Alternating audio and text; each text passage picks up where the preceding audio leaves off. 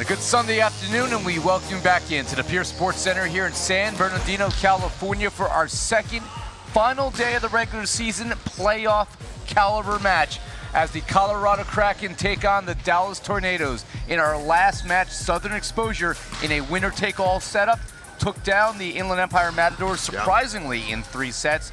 Today, the Colorado Kraken, despite being 2-7 on the year, with a win, they are in.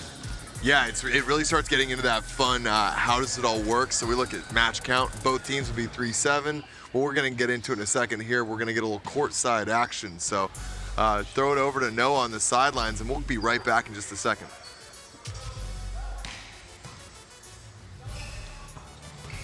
I mean, it is Coach Quinones, and this match, you win, you're in, you lose, you're done. What did you tell your team? Play our game. It's just another game. We know what's on the line, but as long as we can control our emotions and just play ball, we're fine. This is a Kraken team that have low lows and high highs. How do you make sure to manage that? Again, it's just playing our game.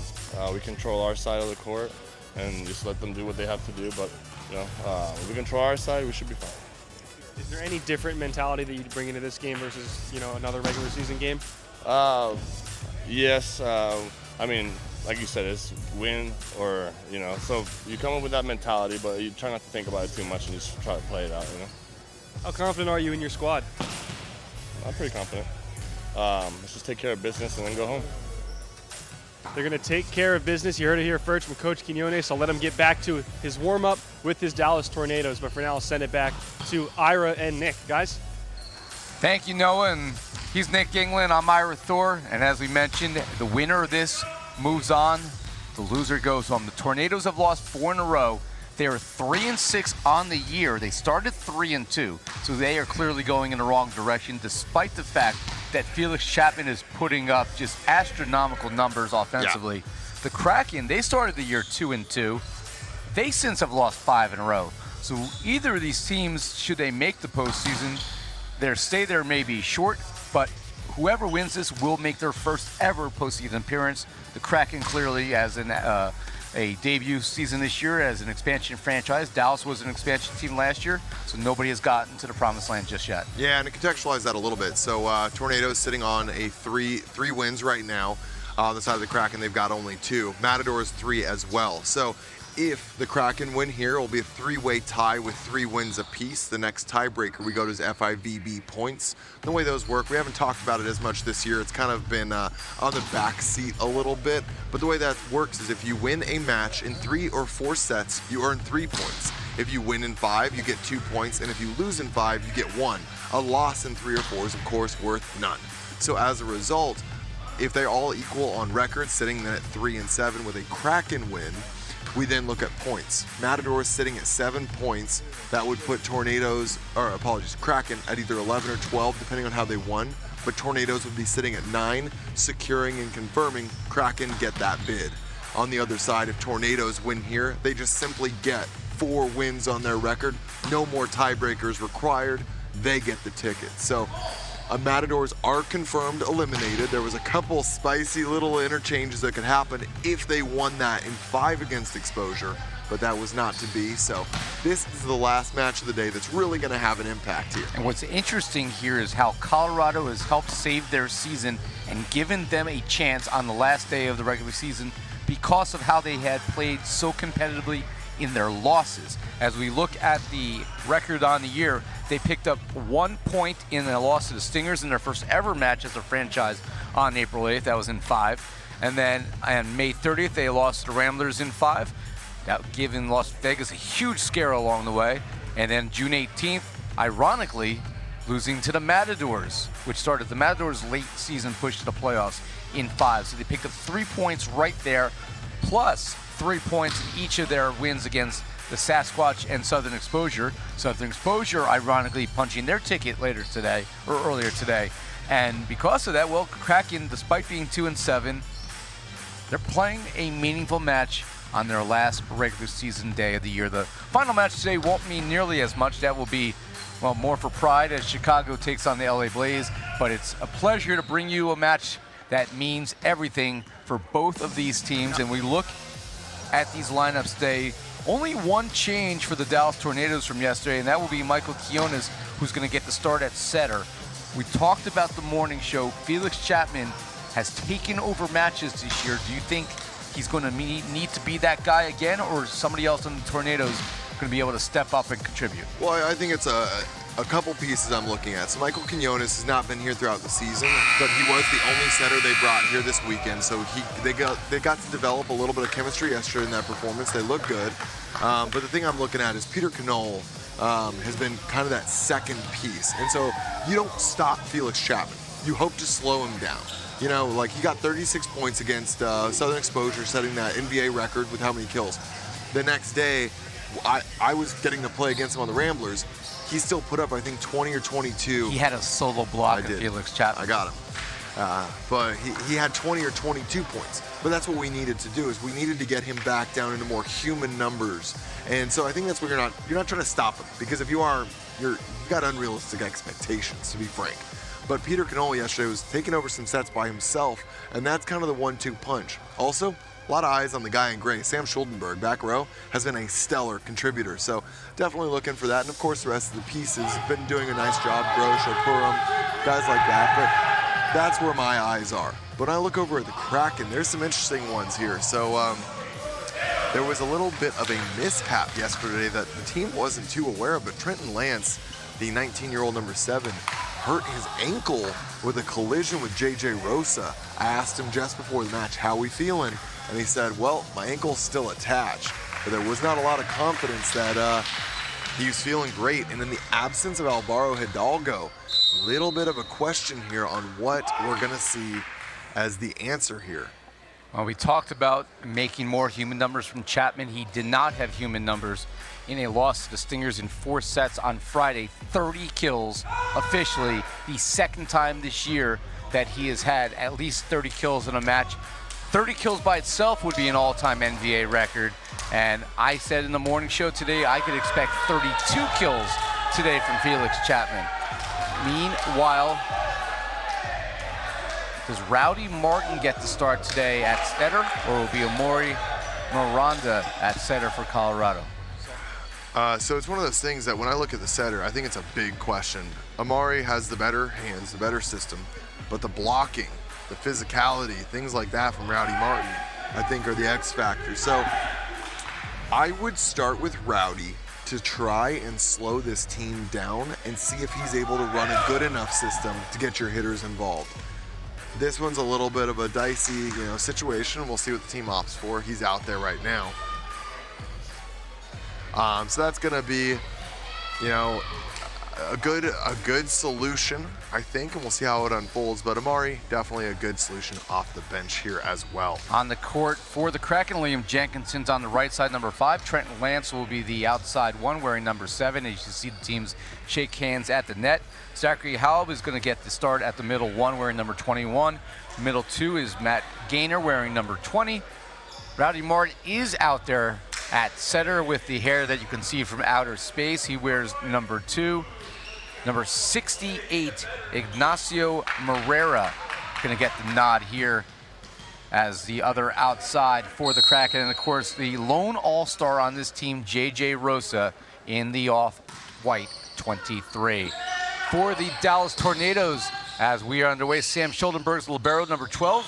Michael Quinones, he is the setter wearing number 2. Felix Chapman and Peter Knoll, along with Chase McKenzie, are on the pins. And your middles today will be number 9, Josh Grosh, and fan favorite all-star Chike Opurum, number 13, getting the nod for the Kraken. Colorado is, for Dallas I should say, the Tornadoes come in 3-6. They've lost 4 in a row. The Kraken are 2-7. They've lost 5 in a row, and something has to give. It certainly does. We see a big block out there against Knoll for the first point of the match. And then you see a nice tool off the fingertips getting a touch there. Definitely both teams challenging each other on the net early. Kenzie there for the pass. They go to Chapman for the first time today, and that's the first of many. All of us in the pregame show on our predictions all took Dallas to win this matchup. and it was really not one of the ones where we're not as confident in Dallas. It's just we were less confident in Colorado after their performance on Friday when they lost to the Tyrants in 4 sets. And actually, I'm looking at the wrong day. This Saturday, they lost to the Stingers in 3 sets, 16, 19, and 17. We're not very competitive in that matchup. Compiled with the fact that, as you mentioned, they don't have Alvaro Hidalgo for a very good reason. Hidalgo is currently in South America, and he is competing on The Voice in Peru and has advanced to the next round, getting the 4-chair salute, I guess you call it. Yeah, he had a 4-chair turn. Now he's in the live part of the recording. So exciting to see, you know, an off-the-court success story there. The thing I'm looking for here, after Kraken were able to take down Stingers in that first match, or the first set, they were looking really commanding, but after that, they kind of fell asleep at the wheel. And so it'll be a challenge to see if they're able to get back to that one here. And by the way, the reason for those fans watching at home wondering why both the Tornadoes and the Kraken both played the Stingers, that's because the 5th event of the regular season and the 1st event of the regular season are all divisional matchups. These teams are both in the American Conference Central Division. Again, the Tornadoes lost on Friday in 4 sets. Colorado lost yesterday in 3 sets. That means Utah is your division champion. Oh, apologies. Yeah, it was 3. I was thinking that they took that first set, but you're right, they lost that barn burner at the very end. As Matt Gaynor stumbles onto the net, point, however, was already dead, and goes over to the Kraken, and it'll be Zachary Haub serving, number 21, the 6'8" middle at Lincoln Park, Michigan. Chapman, hands on it by Gaynor, and Lance gonna set it a little too close to the antenna, and the error. Ball goes over to the Tornadoes. Lance, one of the youngest players in the league. Yeah, he is the youngest player in the league at 19, not even old enough for a drink with some of his fellow teammates, but decided against playing collegiately so that he could, you know, pursue a chance to play in the NVA. Obviously, with that youth comes some inexperience. Jenkinson unable to connect on the hands. That sails long, and the Tornadoes in control early. 6-4 for the Tornadoes. They look like they're kind of playing their game, not having to do too much. Kraken struggling to find a way to score. Martin goes to Gaynor. That is touched by Grosh. Covered by Lance. A stab at it by Quiones, and then McKenzie will roll it deep. Chance for Colorado to side out here. But Dallas, right now, they've gotten hands on everything. Joust at the net, and it's won by Matt Gaynor, who gives himself a self-pointer. That was impressive. Over your head, reading that ball and not netting, not losing track of it. I mean, that is not easy to do. That came almost directly over his head by the time he had to make that move. Yeah, so. That's clearly having eyes in the back of your head. Yeah, it was a good move by Gaynor. Tell he's a very smart player out there, and was able to get that well earned side out here for his Kraken squad. That's blocked back by Rowdy Martin, and that's why you start him. It really is. That's actually, like, not a joke. That is the literal reason you put him on the court, because that kind of stuff coming over, I don't know many setters that make that stop. It's not necessarily the most normal thing that you would see. It's not the most volleyball straightforward, but reach back, throws it back over the net, catches people sleeping a bit. He's a weapon. Yeah. Plain and simple. Cross court by Felix Chapman. He misfires his first error. And all of a sudden, you know, this is one of the things I spent the match before this chatting with Liam on the side as we watched the exposure match, and we were just talking a lot about what he expected to see here. And his big thing was, we need to get to a point that we're not making errors, but that we can have strategic conversations. So let's limit those errors, because that littered our performance yesterday. Unfortunately, he himself has already had a couple here today. They've got to get that dialed back in. But when they're not making those errors, this Kraken team is a team to be afraid of. Problem is they haven't been a team to be afraid of since the Memorial Day weekend event. That was event number 3. Felix Chapman, somebody to always be afraid of, as he serves, and Gaynor misfires wide. Set was a little low there. Gainer trying to catch up to it and cut it back. That one looks like it needs to just get, another ball length higher. And that question is the X factor of what Rowdy Martin can do on the court more valuable than the fact that he is not as accurate with the hands as a setter? And Chapman misses long again. To me, that is the right question. Once again, the answer is how do the hitters respond? Because some hitters hit out of system sets or mislocated sets exceptionally well. They adjust very well. So some guys don't mind as much. Others, they really want it, that in-system ball, their ball. And so it just kind of is one of those things we have to keep an eye on. Josh Gross. Joe Gross getting a chance to swing here, and he's able to find the backcourt. Joe Gross played at BYU. He's a Danville, California native.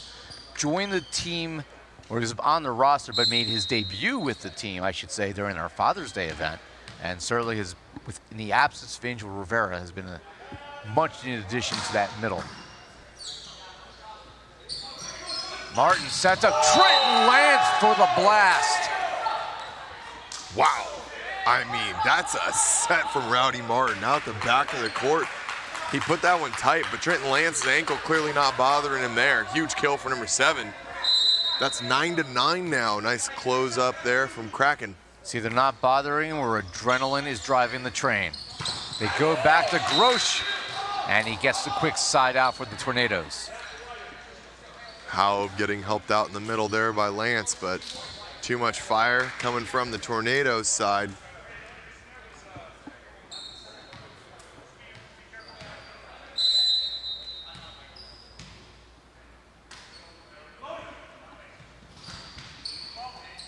That one gets away. Rosa's there to clean it up. And Lance, Quinones was a little bit early there, and Lance able to tool him out of play. That was a heads-up play. Full swing from Lance. Goes thumb over ball and just chops that one down. Taking advantage of the size of Quinones very well there. We were impressed by Trenton Lance in the first event of the season in April. And then he was inconsistent, sometimes quiet from there. Wow, there it is. J.J. Rosa with a one-handed stab, reads the back dump like a book, and a great back set over his shoulder from Trenton Lance there, utilizing the left hand of Liam beautifully. 11-10 now, Colorado in front. That one's left short.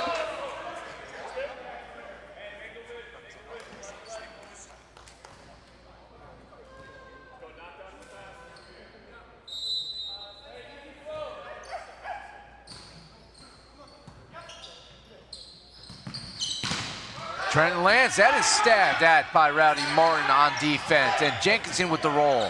Covered by Quinones. Here's Canole with the bomb. Peter Canole's first kill of the afternoon. And on side out, Dallas back in front by 1.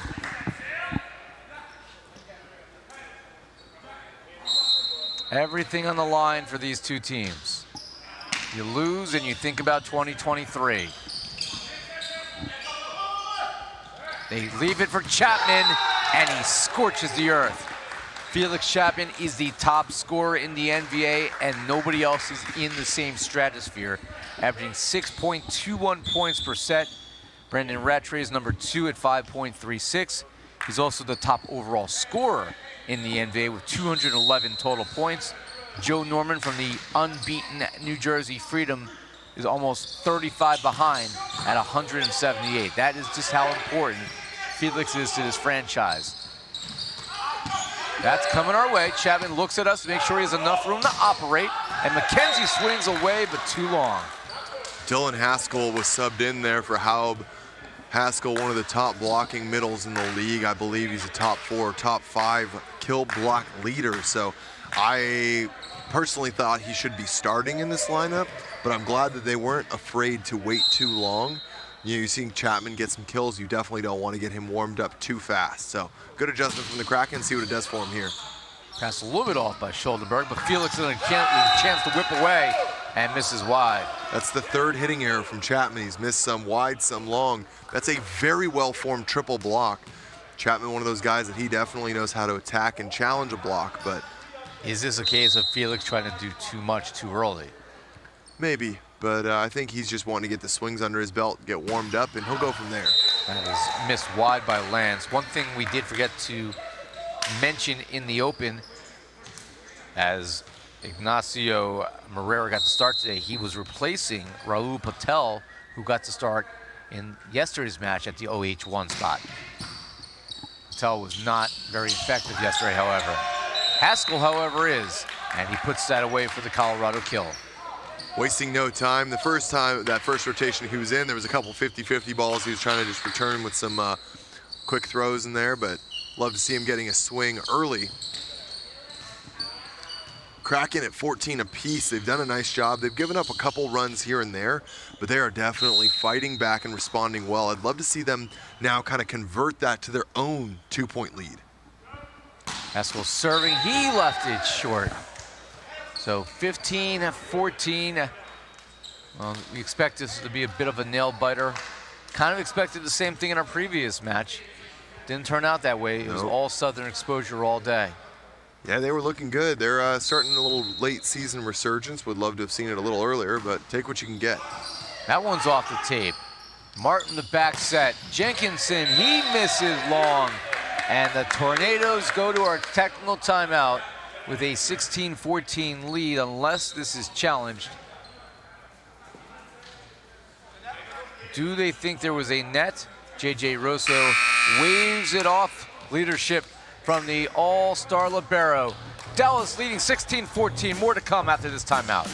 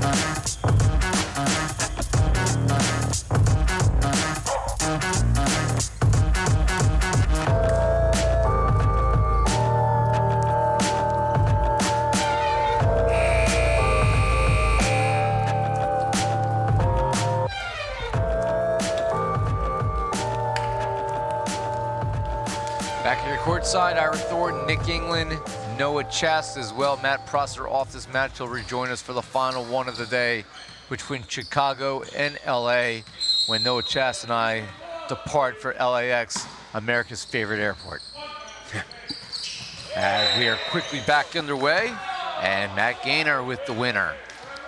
Gaynor is still looking for swings above his shoulder line. He lands with a kill, celebrating it, but telling Rowdy, my guy, get me up higher, please. You love LAX, don't you, Nick? Oh, God.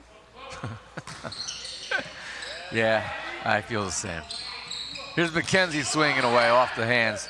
Collected by Colorado, and Gaynor 2 in a row, able to slip it past Grosh. And that's the kind of play that, you know, Rowdy pulled a big block there, threaded it to Gaynor, and the set was more or less a complete miss on location, but Gaynor working hard and okay not getting a flashy kill. But that's Kraken volleyball at times. Earn the point, don't care how it looks. Chapman able to rip that one past Moreira. That's his 4th kill. However, the hitting percentage, as Nick pointed out a moment ago, not great right now. Yeah, a couple errors. I think Liam's got 3. I think Chapman's got 3. So both these guys got to start cleaning that up a bit. Chapman can't collect that one. That's a 3rd kill in the last 4 points for Gaynor, who is heating up. The middles on the Colorado Kraken are some unsung heroes. There's a lot of advantage to be utilized there. There's some very flashy middles in the league, so maybe these two aren't talked about as much, but they've got to be part of your offense. Grosh too long. And you saw the reaction from Quinones. He couldn't believe that Grosh didn't finish it. And there it is. There's a 1-point lead. Kraken continuing to answer back. Their block looking pretty well formed right now, forcing some hitting errors. So something to keep an eye on how it will unfold as this one goes. Chapman swinging away, stabbed by Jenkinson, but couldn't be saved. And that's kill number 5 for the big man.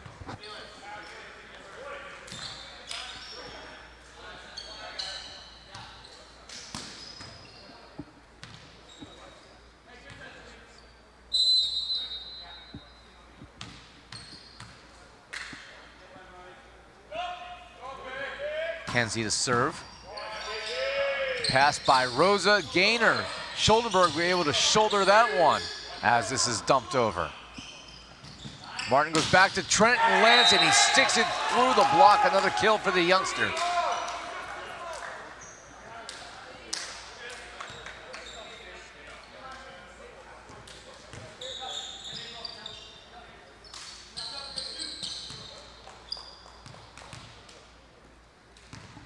So Gainer will serve, 6'7" middle out of Clark University. Gainer and I had a bunch of conversations this week over many things life related. He's from Chicago. I just visited Chicago last weekend for the first time ever during the summer. I've been there in the spring, the fall, and the winter, but I'm not expected to be oppressive heat in Chicago. Yeah, I was going to say the humidity and heat. Gotcha. Got me. I was not suspecting that. As that is ripped and into the seating area. Haskell getting involved. Haskell grabs the driver out of his bag and puts some heat on that one. Too much to handle, almost sends it upper deck. Martin, your server. We go back to Chapman, down the line. Rosa was there. Lance with the roll. And that will fall in, and Colorado up by 2. Wow. You know, that's one of those things. There wasn't a lot of tempo on that set from Rowdy Martin, given a very high dig from Rosa, but the approach line from Trenton determined that Tornadoes had to put up a big block. He read it brilliantly, and that roll over the top is so well disguised. And on the back of it now, a triple block move. They get another point with Tornadoes having a hitting error from Knoll on the outside. But a timeout here. This one looks like Kraken might steal one away, but you're going to have to stick around and come right back after this timeout break.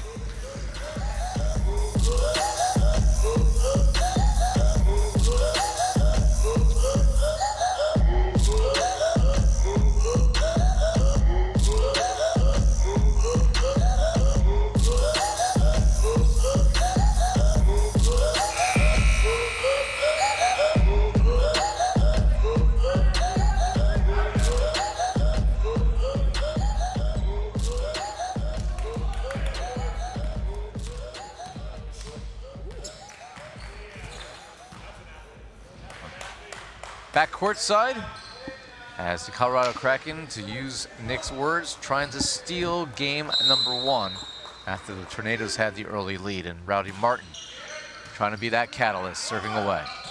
Chapman down the line. No all-star libero in the league is going to defend that one. Yeah, no blockers, no problem. Chapman just says, thanks. Not sure where you're at, and that's kind of one of those times you see the youth being exploited. If you're blocking in front of Felix Chapman, you don't get to leave that side of the court. You have to stay there. He got caught up in the middle of the court, and even Dylan Haskell was telling him, dude, you got to move over. That's Felix Chapman over there, okay? Trenton Lance with another kill as he continues to exceed expectations. Yeah, it was interesting. That was another part. Well, I'll get into it in a little bit. Some of the conversations that I liked about the leadership of a Kraken squad that does not have any designated coach here this weekend. So number 7, Trenton Lance. The server, Quiones, goes back this time to Knoll, cross court, buries it in the middle.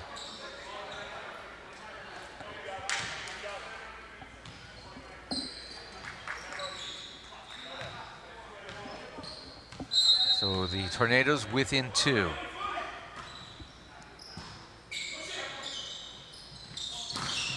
And that is stuck through by Ignacio Moreira. I believe he's our only Argentinian in the NVA. I believe you're correct. I can't think of any others.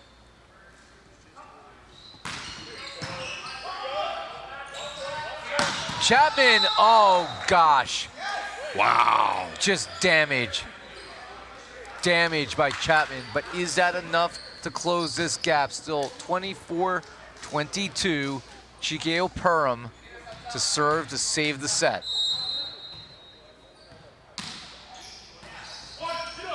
On set point, reach out and stuff someone. Chapman and Grosh. And now set point again.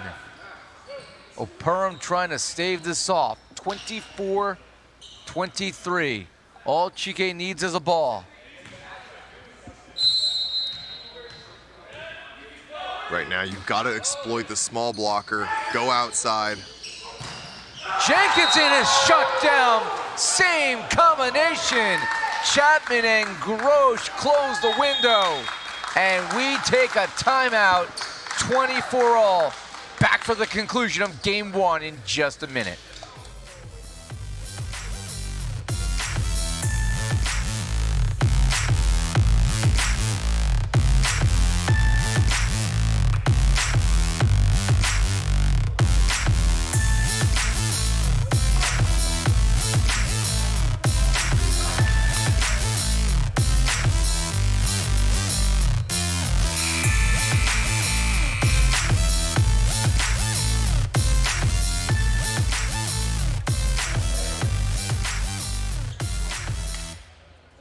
Back here courtside, Nick, that set selection by Rowdy Martin there, maybe something to call into question. Yeah, I mean, Chapman read it like a book. He knew that the backside was going to be the option there. He did a blocking switch with McKenzie, and Rowdy Martin didn't see it, but you've got to. As dumped over by Jenkinson. Grosh has a desperate one, and Chase McKenzie swinging away. Poked over by Gaynor. Here's Chapman. Who else do you want here? And that will draw Kraken into the net, and the lead is gone. And now the Dallas Tornadoes have set point, trying to steal it right back. A little bit of a blocking switch occurred in the middle due to kind of where players ended up, so Nacho finding himself in the middle of the court. Perham, this is the 5th time in a row he has served, trying to win the set. And we will play on. Gaynor off, I think, of Grosh's head. Doesn't matter, it was a net violation. Yeah, I think it was McKenzie's. I don't know. It was off of someone. He definitely unloaded on that one there. Somebody will have a dent in their skull. And we play on at 25-all. Chapman, Lance collects it, goes over on one. Here's McKenzie to swing, and he's stuffed down. Take me down to Rejection City, where the blocks are big and the points are gritty, and Colorado has set point back. Matt Gaynor hangs and throws that down, rewarded off of the defensive stop from the Kraken. Jenkinson serving for the set for Colorado. Won't play on, though, as Lance wasn't able to gather up that offering from Grosh.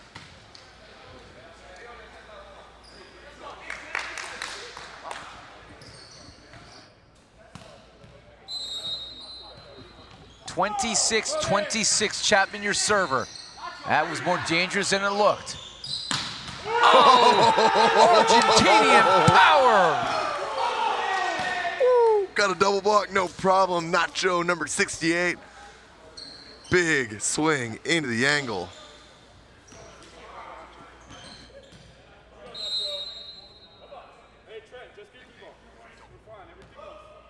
So Nacho Morera to serve for the set, 27-26. Oh. But same thing, Grosh with a big kill in the middle to extend this as we go deeper into extra points. Grosh has not seen a lot of offensive set load. I think the team is kind of easing into it. He continues, he really continues to be effective. They just got to find ways to get more involved with him. They haven't had a lot of middles that they use offensively this season. Rosa's there for it. Here's Trenton Lance. Sam Schuldenberg plays the D. Now Colorado, Gaynor with a useful spot. He sees Schuldenberg pinched in just a bit and rips it on the right side. Matt Gaynor is absolutely having a match right now. contributing on the block side of the ball as well as the offensive, and forces a timeout here once again at they're 1 point ahead, which means set point for them. We're going to be right back after this timeout.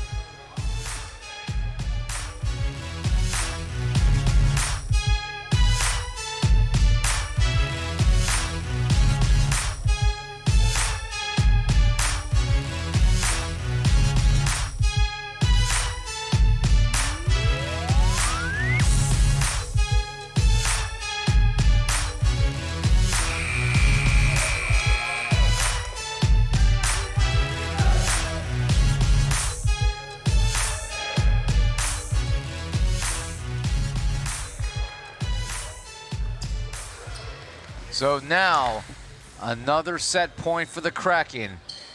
Matt Gaynor, looks like he's calming himself down, said a few words out loud, something I would probably do in the same spot right now, and he's going to stay on his feet. They go to Chapman, and Chapman is always the answer. Yeah, in situations like this, it's far more surprising when Chapman doesn't get set than when he does. However, with Knoll now front row, I would not be surprised that Knoll sees any ball that's in system. Roche is your server off the tape, read by Rosa. Trenton Lance, can this be chased down? McKenzie gives up his body to save the play. Has to be dumped over. Dallas, big chance here, but Knoll can't connect. And another set point for Colorado. 3, 4, 5, I think this is their 6th or 7th set point opportunity. They led 24-21, and then 3 here in extra points. So will this be the charm as Rowdy Martin serves? And he lands the ace to end it. Knoll didn't read it well, and 30-28. Wow, what an opening set. The Colorado Kraken have a 1-0 lead as they look to stun everyone and make the postseason. More to come in a minute.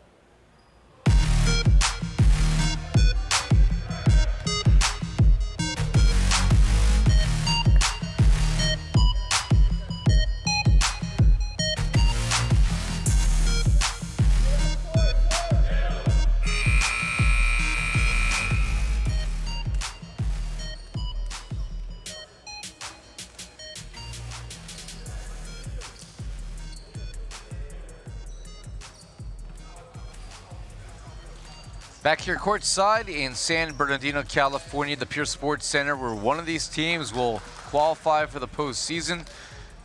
Surprisingly, the Colorado Kraken right now are that team in front as they win game one 30-28.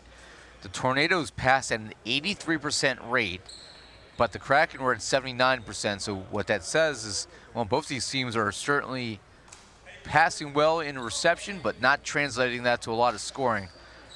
Other than Felix Chapman, who's got 8 kills so far on 15 swings. You look down the box score, Nick, and I got some concerns. Peter Knoll, 3 kills, but he's got 2 errors, and he needs to pick things up. He certainly does. That's why you have Rowdy Martin out there going one-on-one fearlessly with Chapman on that joust. Here's Knoll. Reach out and stuff someone. Get rowdy. Get crazy. Ooh, get pink hair. Man, what a block move back-to-back. One-arm Statue of Liberty extension to slow down Chapman, and then he gets the block on Knoll. And Colorado right now just looks like the team with the energy. Rosa runs it down. Martin to Lancer in the back row, the power, but is collected. And this will be saved by the Kraken off of the joust. And then a return fire block from Knoll. One stat that I think paints an interesting picture. I love that you talked about the reception there. One I want to look at is serves. 0 errors but 0 aces from the Tornadoes. 6 errors, 1 ace from Kraken. 6-1 is a terrible service line. So the fact that they still won that, absolutely impressive. But what it also means is it kind of warrants why both of these teams' reception is so high. It tells me the serves are going off pretty easy. Both these teams could maybe, well, Tornadoes could stand to increase the pressure a bit, but on the side of the Kraken, maybe try to reduce some of those errors. Great save by Knoll. Chapman goes a long way to save it, and free ball nice and high so everyone can reset. But ultimately, it doesn't matter. Dylan Haskell with the finish. I love that we're seeing middle set after middle set. There was a little bit of mislocation early on, but Rowdy doesn't care. He's going to keep forcing that in there. He's going to find Haskell. He's going to find Gaynor, and it's working brilliantly. Chapman with the roll on the sharp angle, but cannot connect. Another error for Chapman. That's his 4th, and it's 3-2. Matt Gaynor's got 5 kills. Trenton Lance, 6 kills, no errors, hasn't been blocked. Hitting over 500 from the outside. Impressive. Oh. Haskell against O'Perham with the block, and then Chapman cleans up that sharpness and got it this time. That's the one he wanted last time. Yeah, you're dead on there. Just sneaks that one by the block. Haskell almost all over that.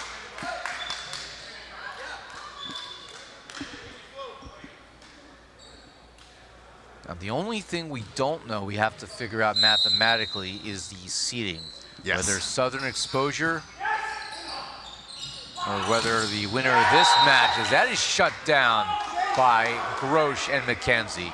Who will be the 3 will be the 4. Now, if Colorado wins, then it will be pretty clear. Southern Exposure with 4 wins would have 1 more than Colorado, and then they would be the 3. Colorado would be the 4. As that finds a way to the court off the Haskell attempt. Should the Tornadoes come back and win, then we go down to points. Southern Exposure after the win today, well, they have 11. The Tornadoes, if they come back and win this in 4, would finish with 12. Got to get there first. Haskell looking for Jenkinson. Knoll was waiting for it. McKenzie shut down by the great wall of Gaynor. Gaynor waggles the finger through the nets as that's not the swing you want there. We saw that, young man. Liam Jenkinson also helping out. Got to give him partial credit as well.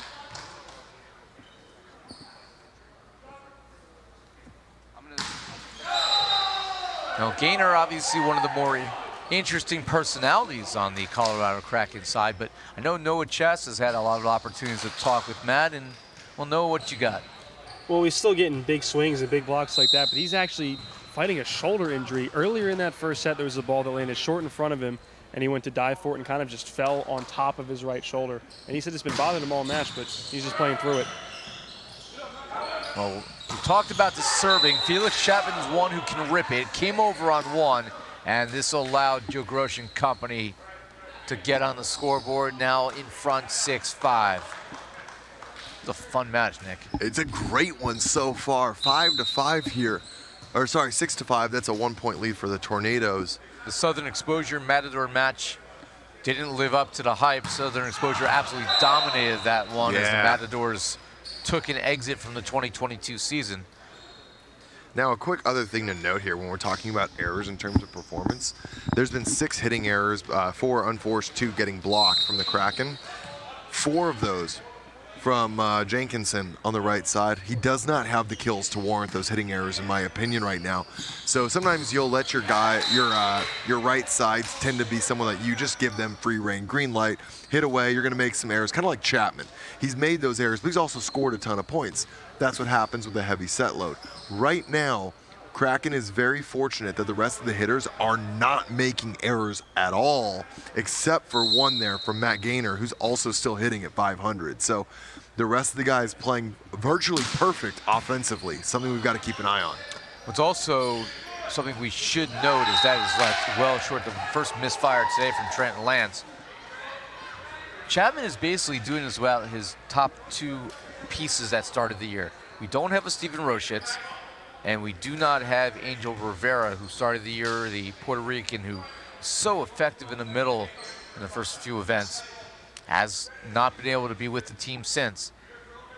McKenzie's come in, Grosh has come in, obviously more responsibility for Peter Knoll, who still is making somewhat of a adjustment to the indoor game after so much success outdoors. That's collected by McKenzie. Knoll with a power tip, but Nacho there for some snacks. Here's Knoll again. Rowdy Martin this time couldn't keep it between the lines. Wow, Rowdy Martin once again making the big move. That was pretty funny though, that high ball forced early on in the rally. Gaynor basically just happened to take a swing at just a chaos high ball on net into a triple.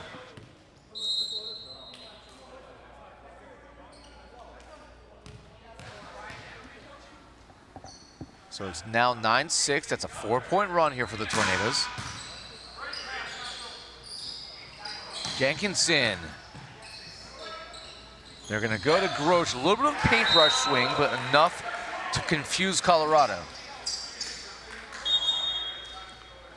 So we're going to have a substitution here. Patel is going to come in for Lance. I don't know if I agree with this because of how sharp Lance has been. Maybe it's passing related, giving It might be. Rahul Patel, who earned his way on this team with a tryout. Not a former collegiate player. That one is just long. It's read well by Jared Warner. Warner is a former collegiate player on the East Coast, and he has quickly risen up the officiating ranks and become one of the better line judges nationally. Tipped by Grosh, Nacho there. Patel looking wisely where the 10-foot line was, but didn't matter. Missed that one wide badly. This was something I saw yesterday, is these high chaos out-of-system balls. He's just taking huge swings that he's trying to end a point. Control that. Take a swing. Just give your guys another chance. But ending the rally there, it's not a good move. Jenkinson, he gets the result. Colorado needed that because they were ice cold. Just like this coffee I have here from Starbucks. I better finish it before it gets warm.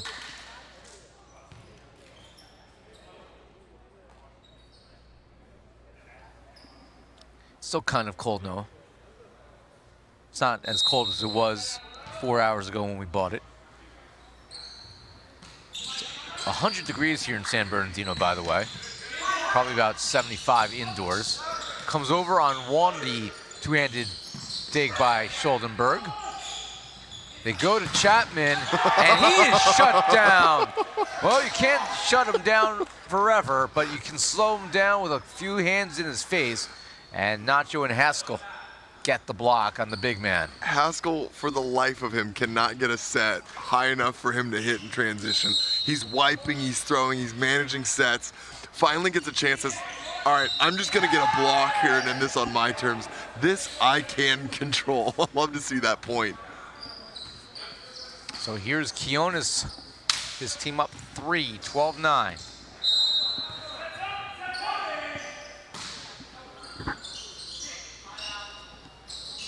Patel with the tip.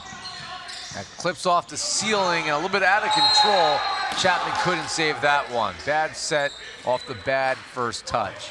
I still think Patel can do more, but I like that he managed that swing. I'm glad that he gave that one a chance. There's still, I think, some more accuracy that he can throw with that, but got the team out of system. So good adjustment. I like that he didn't repeat another mistake. Knoll, sharp angle. I don't know how Rowdy got there, but he did to save it. And this time, Knoll slips it through. What a read by Rowdy Martin. That was impressive. I like the in-system adjustment. Knoll going to a quick back set. A back one there and changing it up. Getting rewarded for it. Rowdy goes to Haskell. Perham blocks back, joust between those two. Chapman changes direction with the roll. Rosa showing some flexibility there. Knoll laying out, and this one will fall in.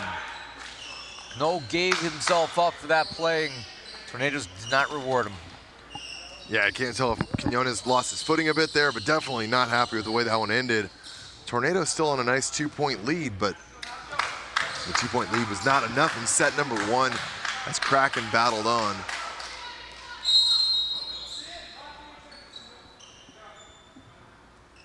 Nacho, your server. Knoll with the pass. Felix Chapman, can this one be saved? Not quite. Nacho ran through the bench, nearly out of the building. Just couldn't get it into the middle of the court for his team to put it over. Kraken definitely seeing every rally out here. Tornado's getting some pretty solid digs themselves. Love to see these long rallies exchanged back and forth. Off the tape, Patel was there to read it. Haskell swinging away. This will come over. Ow, and then Haskell misses it long. He thinks there was a touch. Signaled for it right away. Do they choose to challenge it? Haskell looked at the sideline and said, no, we live with this. And the bench asking Dylan, how confident are you in that? And he shook him off, said, no, just let it go. I thought I saw a net, but maybe he's still moving from... Nearly over on one, and then Dallas with the net infraction. Not a net infraction, over. Their ball was still on the side of the Kraken. Rowdy Martin doing a fantastic job of getting himself between the Tornadoes and that ball. Well, theoretically, that's still a net infraction. Not allowed to come over the net when the ball is still on the other side. Sure. Basically, go to your room, young man. Not allowed to do that. Knoll, how did that touch something? Yeah, it caught the air duct just over the 3-meter line on the side of the Kraken. Slight deflection. It was kind of hard to see. I was watching that one off Knoll to see if it would land on the court without flipping anything in the ceiling. So, good eyes by you, Mr. England. Gross block back by Gaynor. Chapman, Martin lays out with one hand to scoop it up. And Patel blocked back. They will go here to Nacho. That comes over off the scrappy play. Patel, reach out and stuffs on one, triple.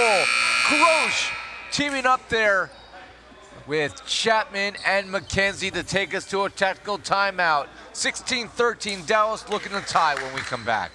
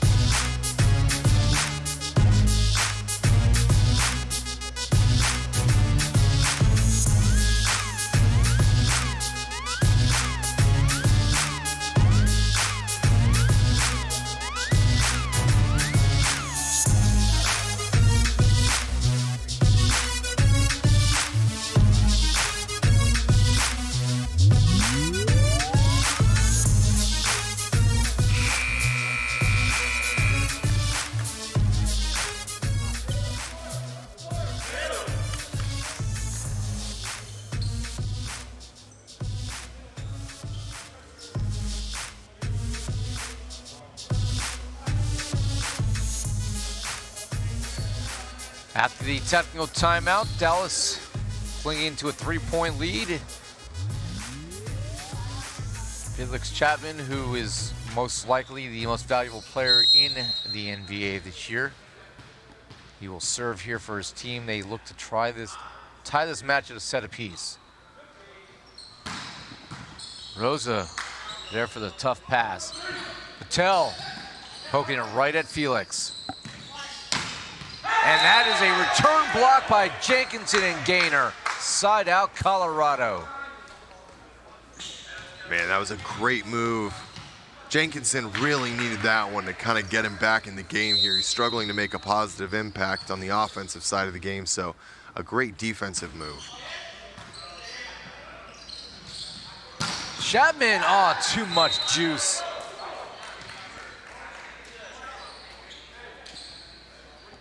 So a 17-14 lead for Chase McKenzie. 6'3" outside, who's native of Studio City, California. Attended University of Texas, Hook'em Horns.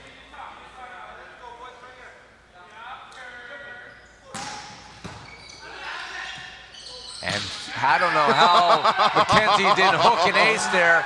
Martin digs that out of the net, and then just Matt Gaynor does bad things. Oh my goodness, he barely got off the ground and just painted the corner. And it somehow was like his most powerful swing of the match. Jumping is overrated. No, you can't miss the serve after that point. They do, and Raul with his brand new handlebar mustache. He's got the look, but the serve didn't cooperate. 3-point lead for the Tornadoes, and the Tornadoes give it right back. But this is why you build a 3-point lead. The So you Dallas can miss Tornadoes. serves? Well, you know, it just gives you space to keep hitting serves and to play your game and to make the swings. But to me, that is the most frustrating thing, is when you get a great point and then you give it right back with a terrible serve. give yourself a chance. Well, not much of a chance when Felix does that to you. Nope. Nice D-ball route from the right side. But he's well into double figures in kills already, and Yeah. we're not even through game 2. May not quite get to the 32 that I predicted, but he's going to be in the 20s if they have a shot today. And he's also part of a block here. The pair of all-stars, he and Opurum, with the block. And the Colorado Kraken, well, they are going to be calling a timeout here. Justin Hertline managing the team this weekend. We'll talk this over. Back for more when we come back.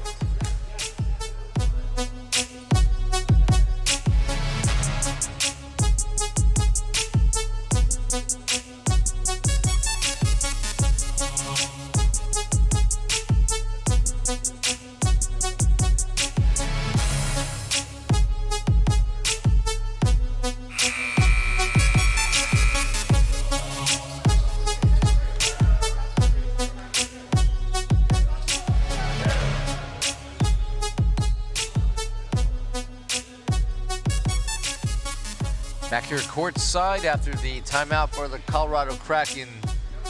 Will this be enough to ice Kionis, the server?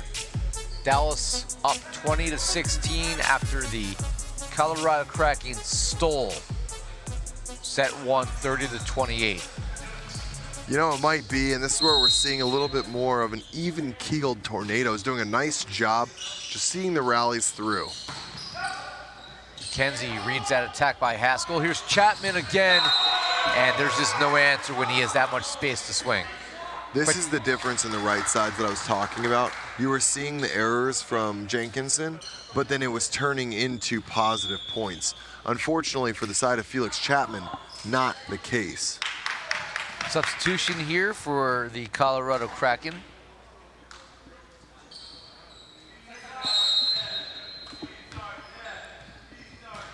Justin Hertline, who was managing the team, now is going to try to help the team, but his first chance to swing, same result. Opurum and Chapman with the stuff down. Jenkinson as the right side stepping into pass here. So they're using a little bit of a different lineup instead of 2 outsides passing. We'll see if it works for him. So now it's 22-16. Martin goes to Patel, and that is long, and the Colorado Kraken are unraveling. Pardon the pun, the cracks in the Kraken are enormous right now. Yep. Struggling to find a way to score points, and they're forcing errors. Well, that's one way. Rowdy Martin swinging. That goes back over on one. Haskell with the send back. But then Felix Chapman just continues to build one of the most statistically resounding resumes in NVA history this year. He certainly is, and right now, Tornado's just too much pressure. They're getting free ball after free ball back, and you just can't block that every time. 8 set points here for Dallas. Rosa just says, take this back. Chapman to end it. Oh, with a crafty roll shot. And Felix Chapman and company dominate game number 2, 25-16. It was 16-13 before they scored 9 of the final 12 points. And we are even at 1 set apiece. Colorado has to be frustrated with that set, but they get to do it all over again. 1 set apiece when we return.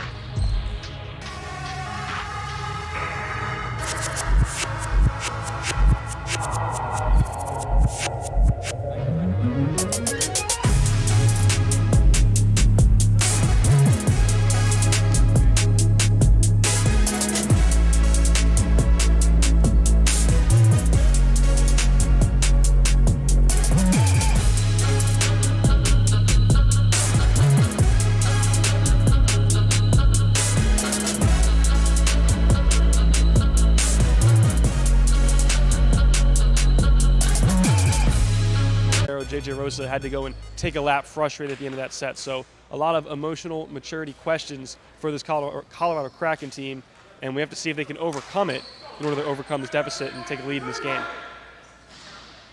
Well, they are adults, and they better figure this out quick, or they are going to find themselves losing the next 2 sets and have their inaugural season end in a blowout loss here, because they went from passing at a 79% rate in game 1 to 36% in game 2. Dallas completely consistent. In fact, they went up 83 to 85% in the second set. And right now, looks like they've figured things out. One way to figure things out, just give the ball to the best player in the league this year, and that's Felix Chapman. Since having 3 errors in game 1, well, much more efficient, 15 kills now on 27 swings. Yeah, definitely. You know, and that's what we were talking about a little bit. He just has to get some gas in the engine. That's pretty normal from what we've seen. Sometimes he starts a little slow, kind of getting things adjusted, and then the Felix show absolutely rolls on. And a show it is. Martin scored the first point for the Kraken. This is going to come over on 1. Ira Thornton, Nick England, and Noah Chast here in courtside San Bernardino, California, where Felix Chapman, so much for that, commits his 6th error, but he's got more kills through 2 sets than most human beings have in their best matches of their careers. Yeah. Chike Operum getting a chance to swing, and when he does, he can do that. And Nice it's his kill. first kill of the match. Well, certainly one with some authority. Felix Chapman is a plus 12 right now. By far the highest of any player on the court. And that will find its way in. Liam Jenkinson able to put together his team-leading 6th kill. He's got 6. Trent Lance has 6, but Trent Lance got pulled there at the end of set number 2. He will drop back and serve Nick at this time. Also 6 kills from Matt Gaynor. Knoll with the roll. Rosa laid out with the pancake, but it comes over, and before it can completely clear the plane, Knoll puts it back down. That was actually good body control by Knoll. Wait just long enough so the ball cleared the plane so it wasn't a violation. Oh, there it is. Not Nacho able to chisel that one off the outside hand of Chapman. All right, Chisel, good work. You continue to surprise me with your robust vocabulary. Here's Dylan Haskell. It is a 4-2 game. Good pass by Knoll. Keona's a little late to it. That is blocked out of play, and that's a tool kill for McKenzie. Yes, McKenzie, that is his first kill of the match. Yep, and while it might be his first kill, he's also been the recipient of the majority of the passes and only aced for the first time at the beginning of this set. He's passed 15 balls otherwise at a 93% positive reception rate, so he is there to pass well, not to be a hitter. But right there, exposed by Matt Gaynor with a big brain dump over the top, shuffling it down number 20's chest. And Matt Gaynor continues to just be a cerebral middle. Much like a Tom Burrell. Just effective. They go to Nacho, and he's able to clip the hands for the kill. I like a bit of the fire we're seeing from Nacho right now. He's, you know, the swings that he's taking, I think, are a lot smarter. He's kind of cleaned it up. Maybe the set location's working a bit better for him. Whatever it is, his output looking nicer right now. Here's Felix Chapman, oh, putting a hole in the planet. Kill number 16. How high can he fly? My gosh. I mean, in between the second and third match today, I'm 6 foot, Noah Chast here is 5'10". We were in the weight room trying to test the limits of our vertical leap. We both got up to maybe that 10'2", 10'3". Felix Chapman could probably touch 13 feet if he wanted to. Oh my gosh. Wow, Nacho backpedaling, just lobs that one into the deep corner. Tornado scrambling. As Matt Prosser calls it, coffin corner, Yeah. another victim. Possibly the exact opposite type of kill is what we saw Felix Chapman do, but it gets the job done. Hey, on the scoreboard, everything looks the exact A same. point is a point. 7-4, 3 points here. Kraken wasting no time. Talk about the vertical leaps. I mean, Chapman can get his hand at that top of that antenna. I mean, you look right there. This time, however, big jump, too much power, and that one sails out of play. His seventh error. It feels like we're back into set one here for Chapman. That's 2 hitting errors already this set. Colorado with an 8-4 lead. Knoll with the roll, and he misses that one. Colorado finds themselves now taking advantage of mistakes from the purple side of the court as the Dallas Tornadoes handing points to Colorado. Yeah, it's, you know, what's got to change here. It feels like they're, you know, a good pass I almost expect goes to the middle here for Grosh. And that one, Joe Grosh on cue. It's almost as if Nick has done this before.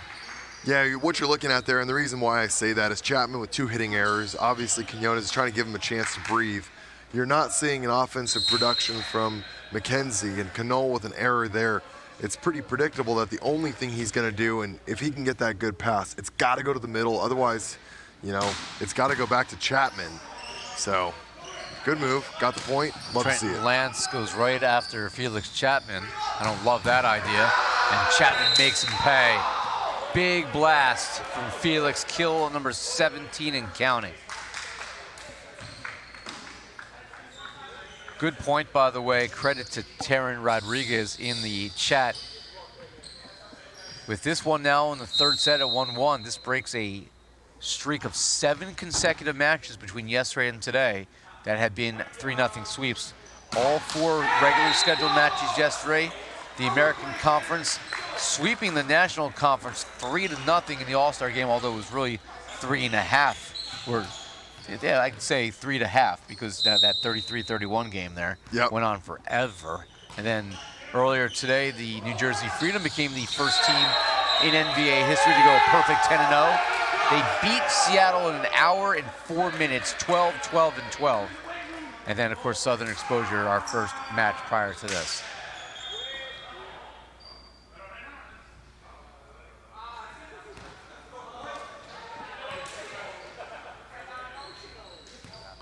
So that joust basically left the ball on the plane of the net. Net was called against Quinones on the follow-through. The initial argument was that he was that it was all ball, but they decided not to challenge. No challenge required though when you've got number 18 taking swings like that into a triple block. Huge kill once again for Felix Chapman. And what might have been a slow start here in set number 3 is right back on track. Chapman now with as many kills as the number on his outfit. And Joe Grosh will serve. Trenton Lance swinging away off of Perm's hands. Chapman lays out for it. And there's some power from the beach. Peter Canole puts it away cross court. And the Tornadoes have whittled the lead down to 3 after it looked like they were well out of this set. Yeah, luckily that lead got developed early on, so they have plenty of time to continue battling back, but we'll see exactly what they're able to do with it here on Grosh's serves. Haskell able to slug that one through. So side out Colorado. You know, I don't know the decision making, and I haven't seen as much of Haub as I might like to have a fair opinion of him. But man, when Haskell and Gaynor are on the court as the middle duo for this Kraken squad, I feel so much more confident in their ability to score effectively, block well, go pin to pin, and slow down this Tornadoes squad.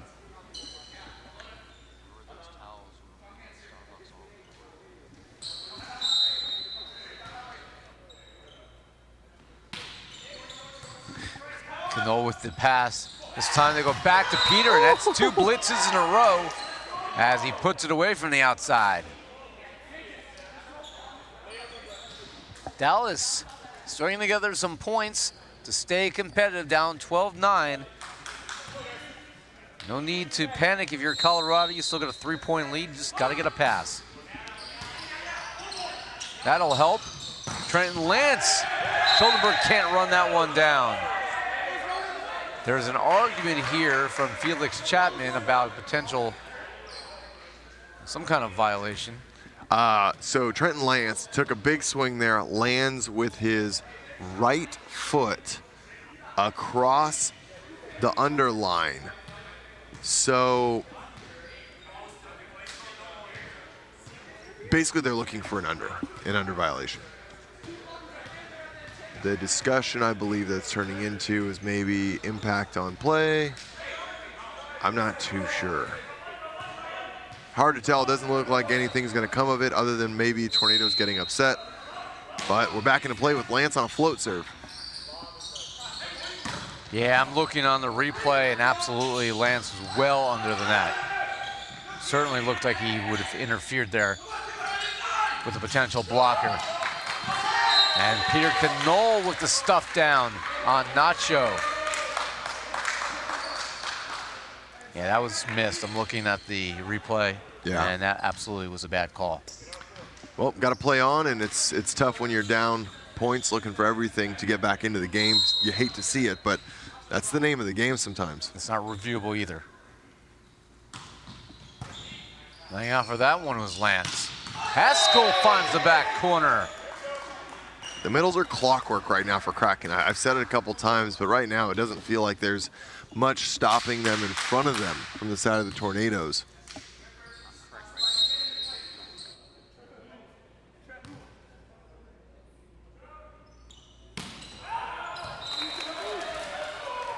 And the jumper by Haskell too long.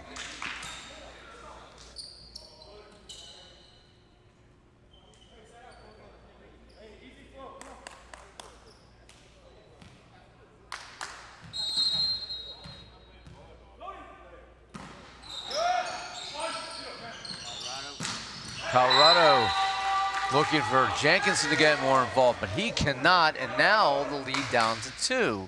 So chip away, Chico Perm and the Dallas Tornadoes as we get closer to our technical timeout. Martin leaves it for the proud Chicagoan. Big blast there for Matt Gaynor. And he just struts himself like a peacock after a proud kill. Jenkins in, trying to add to what is a 3-point lead. Felix Chapman, he tools the block. Killed number 19 by my rough math. Chapman and Gaynor, a little eye contact through the net here. These guys are going at it. Big boy swings get some big boy reactions, but got to be careful poking the bear over there. I don't know if you want Felix Chapman too upset, especially when you're not the guy that has to deal with the serve receive, but the serve's coming your way. Misses that one long, however, and at 16-13 Colorado, we head to our third set technical timeout. The winner of this one goes to the playoffs. The loser thinks about it for 8 more months. We'll be back for more.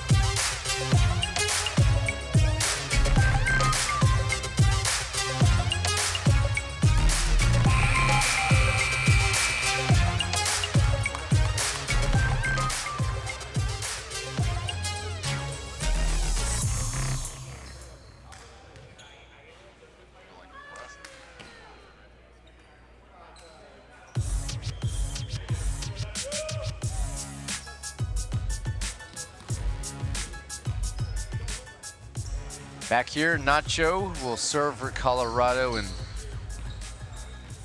his team trying to surprise Dallas, go up 2-1. That won't help as it sails long.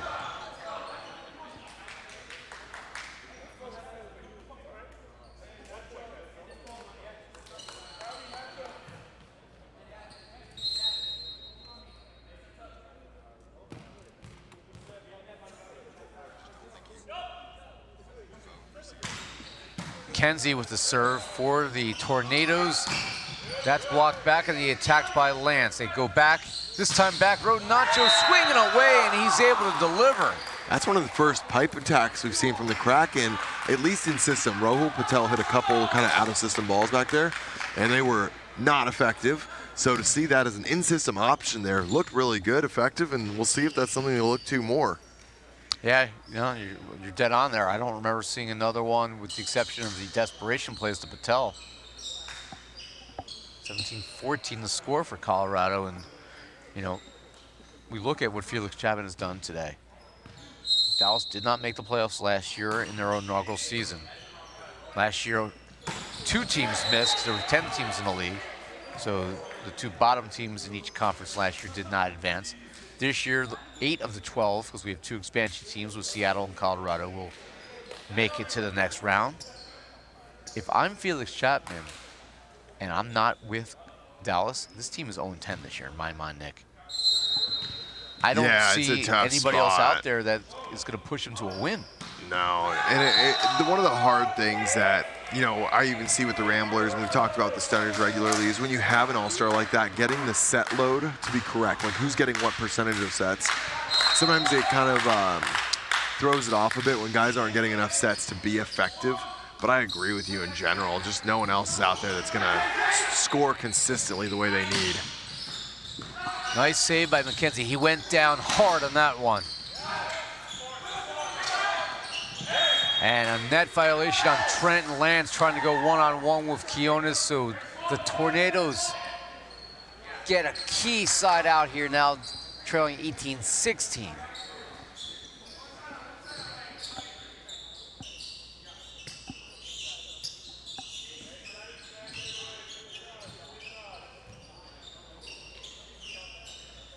This is the final regular scheduled American Central Division matchup of the regular season. And just by happenstance, it means everything. As Colorado and Dallas, the winner moves on to the playoffs, the loser does not. Meaningful volleyball at the end of the regular season, and Peter Knoll eats that one for breakfast. Right now, both these teams just struggling to, or not both these teams, just that's 2 in a row for Kraken. They just got to keep that ball off the net. They didn't even get a chance because those balls are way too tight. Just put it in a place so you can take a swing. Rowdy finds Haskell for the kill. And that gives Colorado more of a cushion now. 19-17, it was a 1-point set. Colorado's led by as much as 4 in this game after getting blown out in game 2. Well, it's important to have that short memory, and Colorado certainly has. Lance, the benefactor of the tape monster. An ace from Trenton Lance. Barely old enough to vote. Uncorking the ace here for the Colorado Kraken. And the Dallas Tornadoes will chat about this one. 3-point lead for the Kraken in their quest for 25, 1 set apiece. More to come.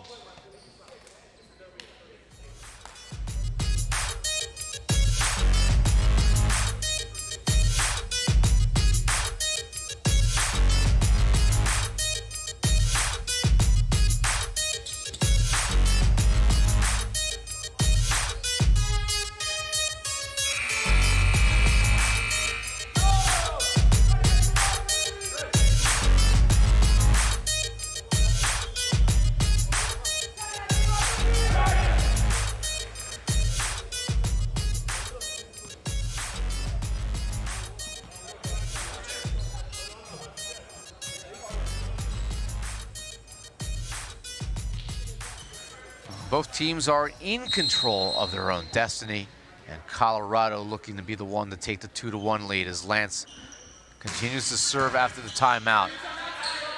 That comes over. Oh, Colorado nearly messed that one up. Rosa sends it over, however. Chapman with the roll. That is saved. Jenkinson and dunked over by Lance. They go back to Chapman, and that's just fire. As the ball gets stuck in the side netting, just the pace at which Chapman hit kill number 20. Yet another 20 kill effort for Felix Chapman. His team trails by 2. Knoll with the serve. Wow, great pass. And I didn't like the set from Martin, but he got it to Haskell and allowed him to finish it. Again, this is what I've been talking about. The location connection with the middles is like just barely serviceable, but both of these guys are just wheeling and dealing. They're throwing balls and getting tips. They're finding ways to score. Schuldenberg with the pass. They're going to go. Chapman's got to have a power tip that's blocked back. And then, I'm not sure if Jenkinson ever touched that, but it does come back down. I believe he did.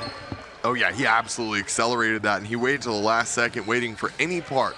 As long as 1% of the ball is over the plane of the net, it is eligible for him to kind of just jam that one down. So he was waiting as long as possible to make sure that he didn't net, but that the ball got to the net. Because if he goes over chasing that, it's an over infraction, and that's going to be a point for the Tornadoes. So good discipline play, rewarded very promptly there.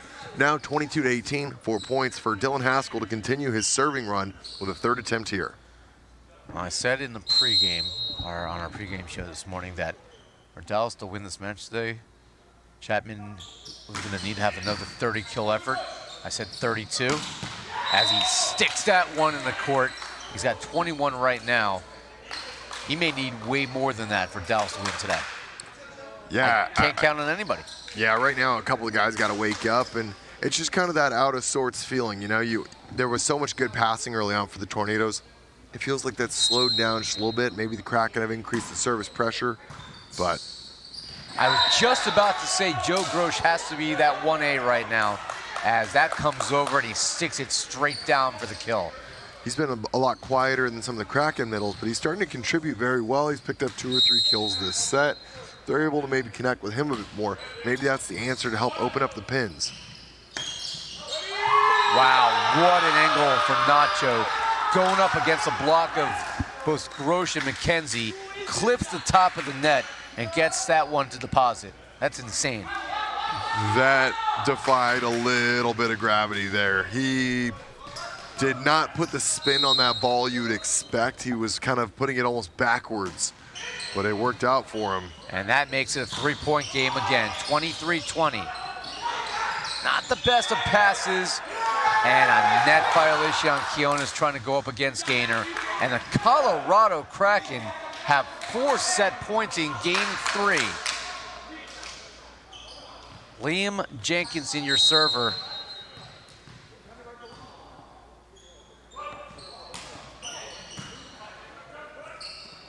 They have to go to Felix here, and he misses it wide. And the Dallas Tornadoes are going to challenge this one, perhaps. If not, then game 3 will come to a close. Felix Chapman is insistent that they challenge this. He feels that was in. I think he's got a strong case, quite frankly, but they are not going to review it. And the Dallas Tornadoes are a set away from having their season come to an end. Set 4 coming up next here in San Bernardino. Please rejoin us.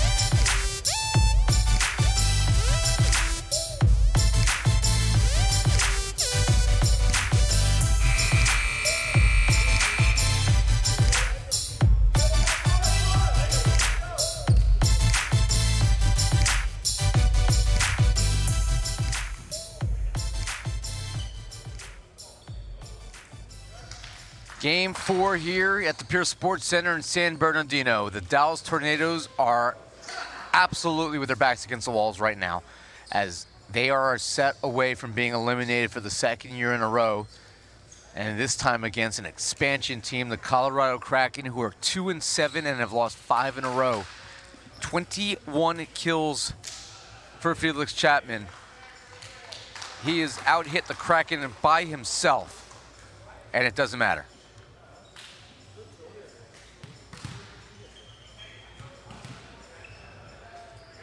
"42 kills for the Tornadoes, 37 for the Kraken. It's not going to be enough if somebody else doesn't start contributing, or they're just going to have to feed Felix 50 kills this set. They got to win this. They got to send to a 5th. And they get the first one here, kill number 22 for Felix Chapman. Again, the winner goes to the NVA quarterfinals on Friday, August 5th. The loser watches it on whatever network we are on. Chapman swinging again. And this time a block from Haskell and Trenton Lance. Lance had a little bit of a tough serving bout or passing bout in set number 1, but man, he answered brilliantly right back in sets 2. Off to a good start here in set number 3. Oh, Perham towing the block, so that is somebody else getting involved.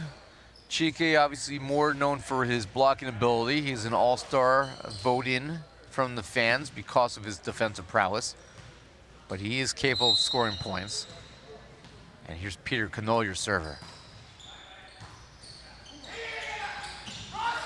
Trying to Lance with the roll. Dug up by Chapman. Down the line, Chapman misfiring. It's 2 errors in this set.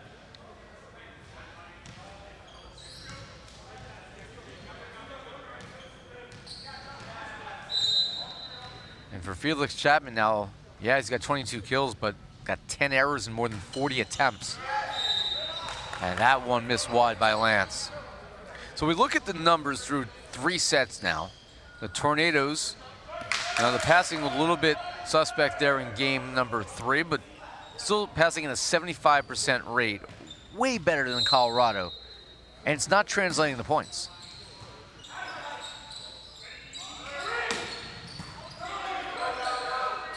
They go to Chapman. That one's gonna dance and then finally be saved and sent over. They go back to Felix this time, and that one's gonna end up in the crowd. Kill number 23.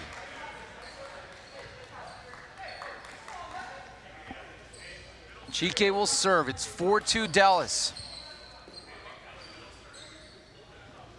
We said in the pregame that this probably felt like a 5-set affair anyway, so this would be on theme at least. Martin saving that one. Reach out and stuffed it out of bounds. That's what happened there. As Colorado getting the tool kill. That's a straight down block, but not between the lines. It's important to do a lot of things between the lines. Live your life, drive, and also block. Yeah, block the ball back in. Sometimes the lines can be a little blurry. A little miscommunication. Rowdy there, tipped over, and then saved by McKenzie. Peter Connell, that's saved by Colorado and sent over. Dallas one more time. Chapman, there's just too much court to cover. There really is. Lance was going laterally and just couldn't get there.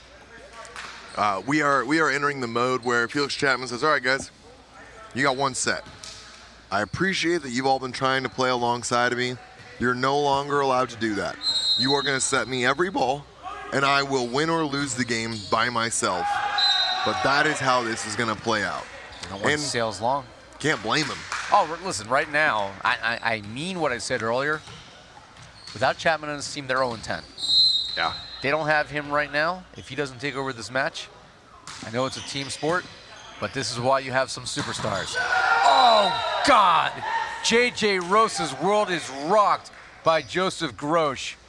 What a blast from Grosh, and Rosa's tough. He's a libero. But that was a monster smash.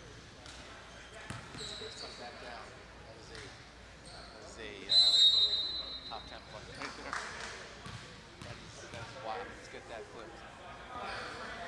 6-4 Dallas. McKenzie to serve. Lance takes that one. Rose is trying to remember his name. Yeah. Laid out. Rosa looks pretty comfortable there. Quinones. Who else? Felix Chapman. That is kill number 25. I'm sorry. I've been struggling. That swing from Joe Grosh. He's been not quite connecting. He's had a couple big thumps here and there. That was like a concussion protocol swing. That was a hospital swing that J.J. Rosa just wore. Well, J.J. Rosa's not a normal human being. If that hits me or Noah Chess has already taken one to the chops this week, well, we'd be dead. You'd be giving our obituary live here on NVA USA. But J.J. Rosa's an all-star, and he will bounce back like an all-star. If we get a nice camera shot on his face, you might see Mikasa imprinted over there. Guys, it's kind of nice to see even the best getting wrecked in the face by a big ball. Oh, and Gainer with the gains.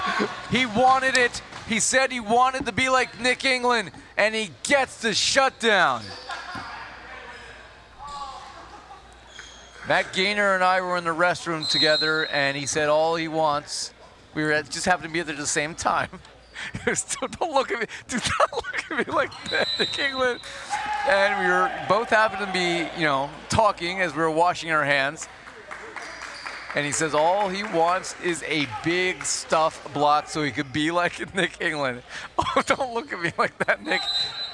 We're taking your headset away. Nick has been booted off the broadcast, just like Felix Chapman. I will do this by myself. Trenton Lance cross court, and that will find the line for the kill.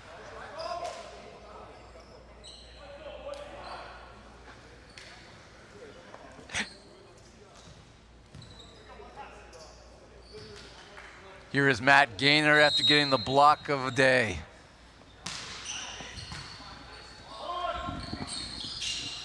Cano with the roll and a diving save by Jenkinson with the pancake. Lance swinging away and Quinones saves it. Chance here for Colorado. Rowdy turns and Rowdy wins. 9-8 Kraken. That one looks like it's still, is it 8-8 that we're getting there? 8-8, all right. Wow, this has been a couple of exciting points. That was crazy, and I think what started me off on my bit of a bout of laughter there was Gainer looked at you, and I don't know if you heard him, but he said, Ira, I want you to say it. I want you to tell the people for me to reach out and stuff someone. And you didn't say it, and then you proceeded with your story, and just by the end of it, I couldn't keep focused, and you just denied Gainer, and I guess that means he's got to go get another one so that he can get the line said. Well, was it on Chapman? It wasn't on Chapman. It has to be on Chapman. Is that what it takes to reach out and stuff someone? Oh, if you want the monster stuff, it's got to be on the biggest fish in the ocean. Well, I mean, he may not be Jonah getting the whale, but that block was something else. By the way, if you haven't figured it out by now, they were reviewing this play, whether there was a pancake or not, by Jenkinson. It was right in front of me. I saw a pancake. But no, that is ball on floor, it looks like. Yeah, I tell you what, though, when you see it here on video, shows your eyes can play trick on you, because I was looking right at it. I thought he cleanly got it. But as we look here at the video, clear camera shot. By the way, this replay camera is directly in front of our broadcast booth here, pointing right at the 10-foot line. And you look at it, are the fingertips there? I don't think so now. It's hard to tell. It's amazing. So basically the whole thing here is his hand is definitely under the ball. The question is, can you determine that any part of the ball is on the floor? Because if even 1% of the ball is on the floor, then, that no one has hands that big. Well, maybe Andre's a giant, but other than that. If at the tip, though, there's not generally a lot of ball compression. But there it is. I agree with this call. So. And again, just to finish that thought, it's amazing how at game speed, you think nothing of it. Right. And then when you see it on video, you appreciate just how fast these plays transpire. Yeah, what was funny, though, Gainer said to me at the sink, I want to completely stuff Felix Chapman one time, and then have a Nick England-like celebration, including the chest bump. Here's Trenton, lands with the roll. Perm says, take it back. Lands again. Sam Stoltenberg's ready for it. And Felix Chapman challenging Rosa again. Kill 26. Why on earth would you ever want to be a libero? Because you're under the height limit to play the game in the front row and you want a chance. Because you like volleyball, but you're too short, Ira, that's why. You sound a little personally taken aback on that. Are you offended by that? No, Chad still concussed from the New Jersey Freedom tryout. That's a great video. You can see it on our IG account. That is kill number 27 by Felix Chapman, so I believe he will exceed my pregame projection of 32. Now remember, he had 30 the last match. He had a league record all-time mark of 36 against Southern Exposure earlier this season, back in a Tornado 3-2 win on May 29th. As that will fall in for a Kionis ace, and 12-7, Colorado has to have a conversation. Down 5, the Tornadoes looking to send this to a 5th set. More to come.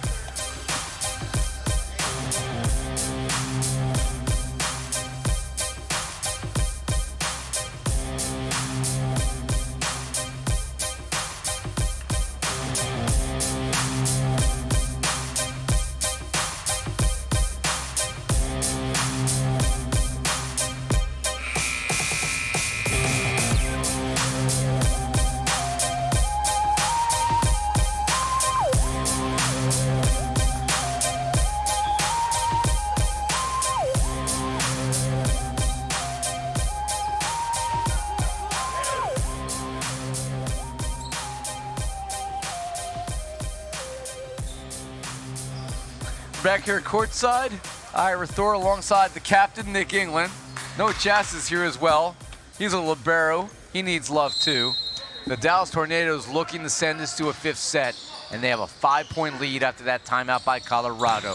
Trent Lance gets blocked back. Martin's gonna tip it over into a useful spot. Wow, very good court vision. He saw Chapman in the corner of his eye there, but throwing it into zone 4. Very, very effective on the net is Rowdy Martin. They go to Chapman. Oh, God. Somebody get some bandages. That's kill 28. And if you made a statement similar to this, and I don't recall exactly what it was earlier when we saw that 36 kill match, but it was something along the lines of, if the Tornadoes are going to get into the postseason, he's going to put up X number of kills kind of thing. Well, if he's going to get to the Tornadoes to the postseason, he's going to hit 40. We might see that today for sure. Jenkinson, he can't connect. This is starting to look a lot like a 5th set. And that would be Christmas for the Dallas Tornadoes after the way they've played to get there. He's at 28 right now. Haskell able to find a way to slip that past Perham.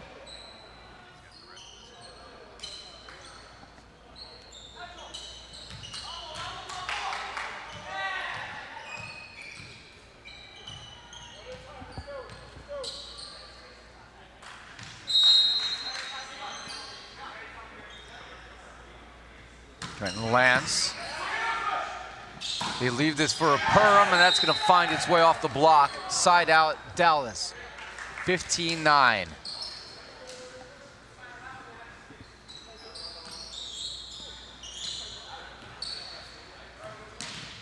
Now a Perham. Got to build on that lead. Colorado can't afford to not string together consecutive points here. Blocked by the big man. Felix with the stuff. A little bit of a miscommunication on the coverage responsibilities there. Plenty of time. Rowdy thought he had either Jenkinson or Rosa behind him, but that was his ball to try and get some hands on there, but a great block. Haskell, that's tipped, but McKenzie is there for it. And the roll shot, Rosa, great play, but it comes over on one, and Chase with the kill. Gotta love the hustle there from Rosa laying out to save it. But the over ball allows the Tornadoes to add to what might be an insurmountable 4-set lead here, 17-9. And we will see a substitution here. It'll be Patel for Jenkinson. I like this. I like Patel a little more on the right side, see if he can get something generated. I think Jenkinson's helping with the flow of the game, but I don't think he's helping by scoring. I think he's getting a lot of kind of defensive stops and things like that, but maybe it's time to see if you can get a quick bit of offensive production. So number 3 comes in to see what he can get changed up. Here's Haskell, your server. That's left short. So this goes to a 5th set, and the momentum clearly is in the Tornadoes' favor. I don't like Colorado's chances when you know the ball is going to Felix every opportunity they can. I mean, it's certainly a bit of a stressful situation. They've problem solved through it so far, but that was off the back of better passing than we're seeing right now. And that's left short. And what's interesting, too, by the way, I was thinking between sets, when Colorado took that 2-1 lead, is Chapman, if Dallas doesn't make the playoffs, still the most valuable player in the NVA? And I still say yes. I don't know. It's certainly an interesting conversation. Not that it's just one to think about, right? I mean, I like the concept that the most valuable player can be someone that's just not on the top team. But it's hard to process that they could be on a team that doesn't even make the playoffs, that 2/3 of the teams in the league do.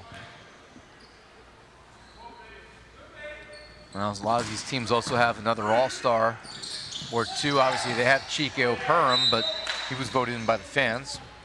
It's a little bit different when you're voted by the fans rather than by the coaches. Still a nice honor regardless. But I think back to, and you're not old enough, I'm barely old enough, but Andre Dawson for the Chicago Cubs, I think in 1988, won National League Most Valuable Player honors while playing for a last-place team. Oh, man. It's rare, but there's precedent. That's a throwback sports bit for you. Naira, you can look at, I mean, just this past NBA season, diehard Sixers fan right here, there was a lot of debate between Joel Embiid and Nikola Jokic. Nikola Jokic, a 6th seed, first-round exit in the playoffs, won the MVP over Joel Embiid, higher seed, deeper playoff run. It's the question of who's more valuable in general versus who's more valuable on a successful team. Nacho snacking from the back row. Nice done. We saw that in set number 3 that he was able to get one of the first pipe attacks, and now we see a quick return to it. That's a good point there for sure, Noah, and you'll see it from time to time. There's been great players in the NFL who play for teams where their defenses don't exist. How many times did Barry Sanders be the best player in the sport and the Detroit Lions couldn't get out of their own way defensively? But no question in terms of which team or which player adds the most value to their team, it's Felix Chapman to this Tornadoes team. That was the biggest foot fault in American sports history. Not only was his whole foot over the line, he was basically standing across the 10-foot line. That was so easy for Jared Warner. Yep, easy call there. You could tell by the toss it wasn't going to be a friendly one. No. And unlike Langston Payne, was able to get a roller out of it. Sometimes you just got to take something off. Oh, Rosa sends that one in. Chapman from the back row. That's blocked back. I think he's on 28 kills unofficially. Knoll misses that one wide. Unfortunately, our live stats are not functioning for this one, so I'm doing this mentally. We're getting in-between set reports. I believe it's 28 for Felix at this moment. He hasn't had one in a couple moments. Now it's a 6-point lead, 20-14. Here's O'Perham. Roll shot sent back by Rowdy Martin. And that is put away by Knoll.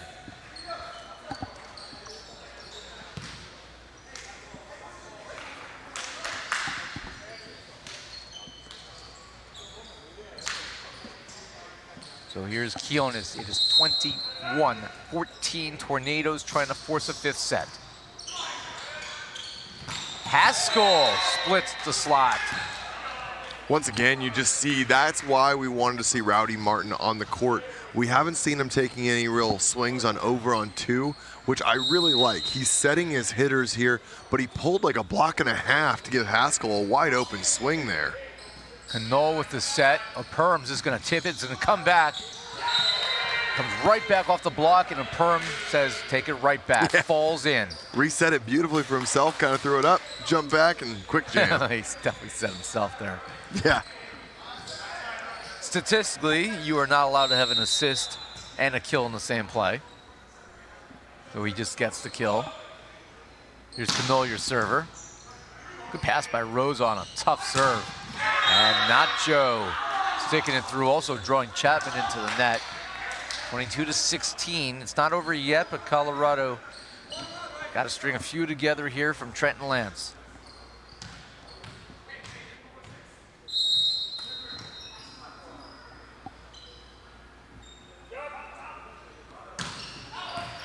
And he misses it long, so we're 2 away from a 5th set.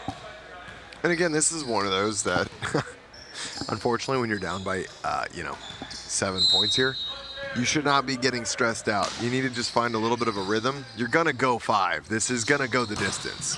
Patel gets blocked. Shut down by Grosh and McKenzie. And 7, now 8 set points for the Dallas Tornadoes.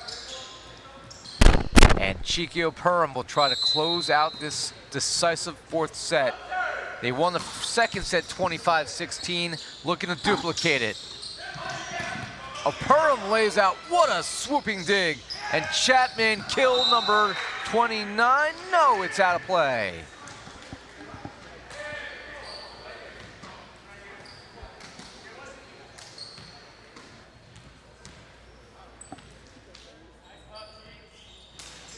Here's Haskell to serve.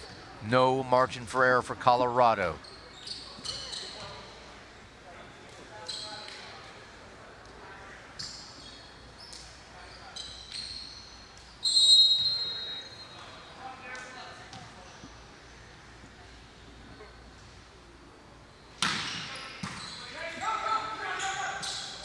Chapman, the deep corner push. That is indeed kill 29. And the Dallas Tornadoes take game 4, 25-17. And this one will go the distance. How else would you want it to go? One team goes home, the other one thinks about it until April of next year. Tornadoes, Kraken, game 5 coming up next here in San Bernardino.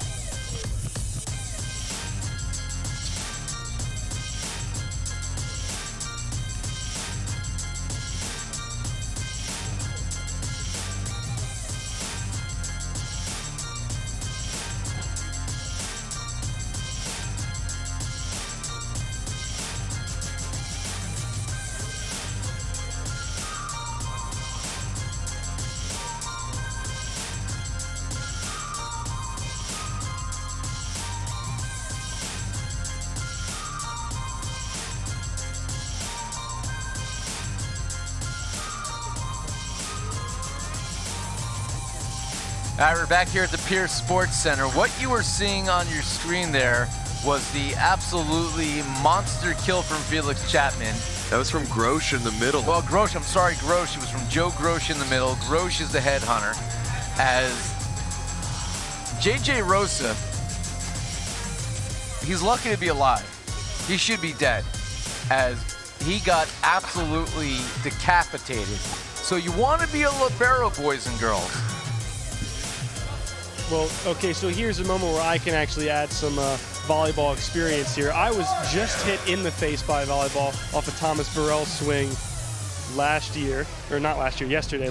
Clearly you're still concussed. The symptoms are still in my head. I'm still fuzzy. So I can tell you that's not a fun experience. Getting hit right in the face like that off a middle swing, a powerful middle swing. Not something you want to see, but good to see J.J. Rosa is tough and he's still out there and taking it like a champ.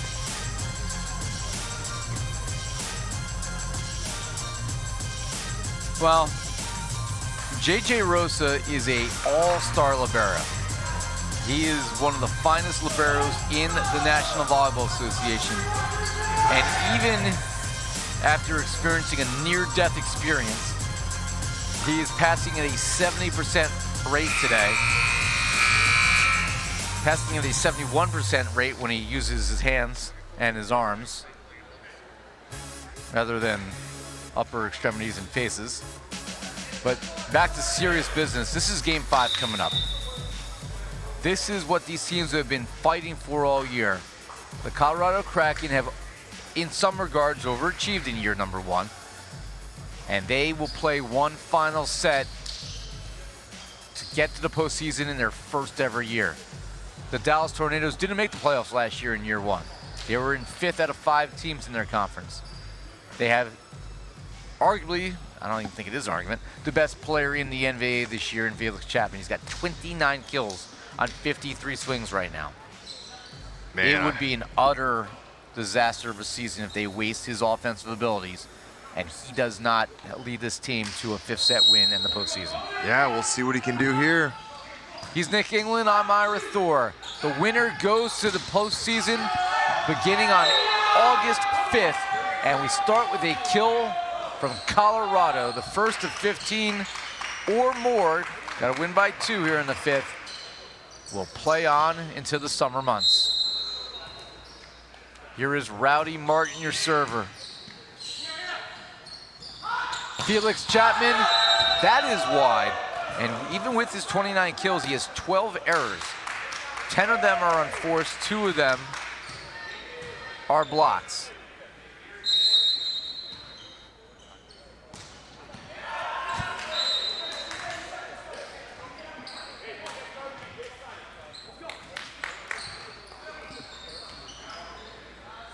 Peter Knoll, 2-1 Colorado.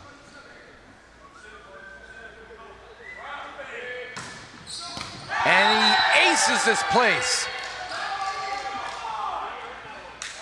Landing that beyond the reach of Nacho along the line. 2-2 in game 5.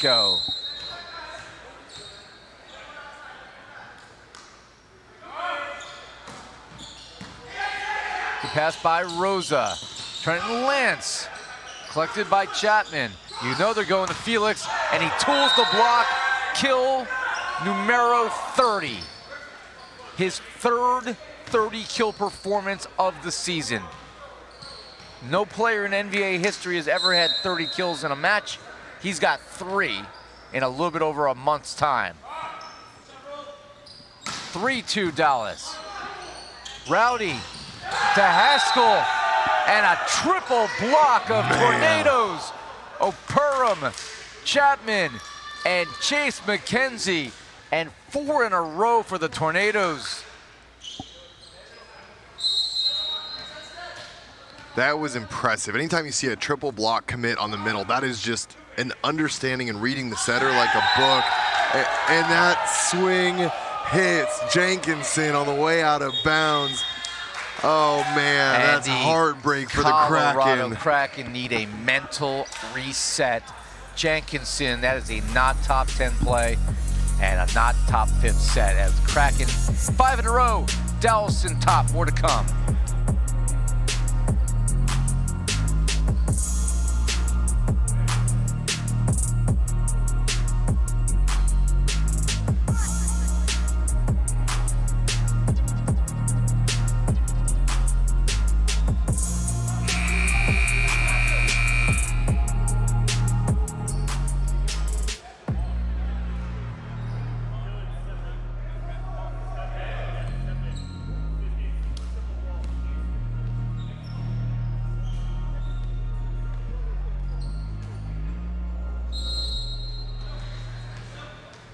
Maybe this will be enough to freeze Peter Knoll, but for the Kraken, they got to get themselves mentally reset or their season is over. Lance, that might be a useful spot. It's brought back, though, by Chapman and sent over by Schuldenberg. That is stuffed back. Rosa will leave it for Jenkinson, and he lands right on the back line. Perfect spot, and that's redemption for Liam. After he unfortunately was caught by that ball on the line. So a side out at 5-3 for Trenton Lance. Yeah, a lot of good recycles there from the Kraken. They're doing a good job kind of managing with some sets low to Haskell, but he got a favorable touch off the block, giving them another chance. Good finish by Jenkinson. Reached that point in the match where guns are out. And an ace for Lance. That's how you rally. Wow. And now it's a 1-point game, 5-4 in the fifth. That was as timely as they come for an ace. They haven't had many this match yet for the Kraken. Just 3 so far with 17 errors, so to get that ace, much needed. Off the tape, Knoll fields it. Here's McKenzie, and that is long, but it was touched at the net, and I don't think Colorado will challenge this one, and that's a side out for Peter Knoll and company. Remember, you get 1 challenge in the 5th set. If you're right, well, you get to keep it. If you're wrong, then you better hope the officials are 100% right. Here's Chike Perm, your server. Jenkinson. Chapman, a little tight there, and wow, great job. You see Chase McKenzie point to his noggin. That was wicked smart. 7-4 Tornadoes. And they're gonna make the change one more time, the swap of outsides, Trenton Lance and Rahul Patel. Looking for a different look in the passing line. Don't know that I love this. What's gonna really be disappointing is if there's more swing errors, but there's a great pass by Patel to start it off. Patel's gonna have to dump this deep too long on a broken play.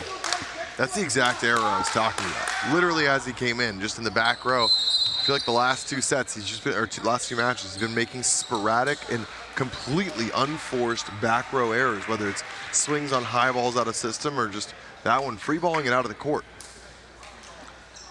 Colorado now has their backs against the wall, down 8-4. They had this match in their grasp and allowed it to slip away. Couldn't keep their feet on the necks of the Tornadoes. But this isn't over yet. Got a side out here, down 3. And begin the comeback, but obviously in the 5th set, far less margin for error playing the 15. That is behind Nacho, not a great set. That is blocked down. Peter Knoll, wow, sticks it just to the right of Rowdy Martin. And the Kraken are seeing their season fold in front of their eyes. 9-4.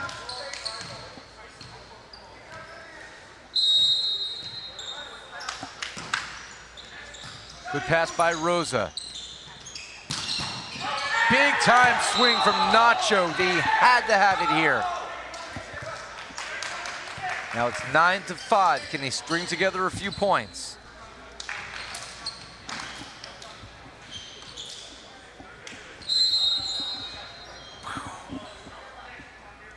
Here's Haskell Dillon to serve. Off the tape. And Joe Grosh continues to not only impress, but be involved in the offense as they needed him in these final 2 sets. And, well, that might be the confidence booster now, but they need to pull this one out. Colorado down 10-5. Here is Felix Chapman, your server. Good pass by Rosa. And a good answer again by Nacho. Liam Jenkinson.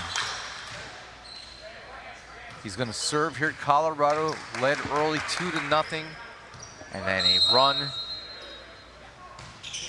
by Peter Knoll behind the service line. Felix Chapman, that is his 31st kill. I think they're going to challenge this. Yep, there it is. I think that one was in, but it was moving quick, and so no one exactly sure. But at this point in the game, I agree with this. You get one challenge, they're not going to get any closer. And if they are able to get this kind of going back their way, then maybe it works for them. But that ball was moving quick. For all I know, this is going to be a foot in. I just couldn't see it. And I even overheard Dylan Haskell say, might as well use it now. I mean, the score's 11-6, season on the line. Not questionable, but a close call. Right. Near the line. Might as well see. Yeah, because if you can bring this back to 10-7, you're in a much better spot. 11-6, that's a really tough comeback. So we're going to get this all resolved and taking a quick look at this one here. But I don't know, in all my time playing, based on when I see that swing, where that one's going, it feels like it's in.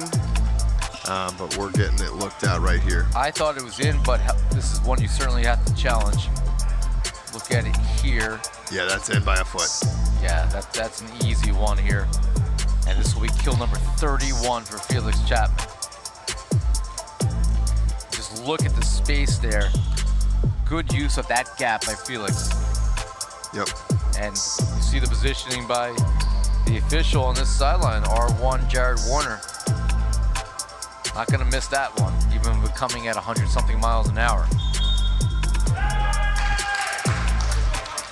And that is kill 31 for Felix Chapman and company, 11-6. And now they just have to close this 5th set out.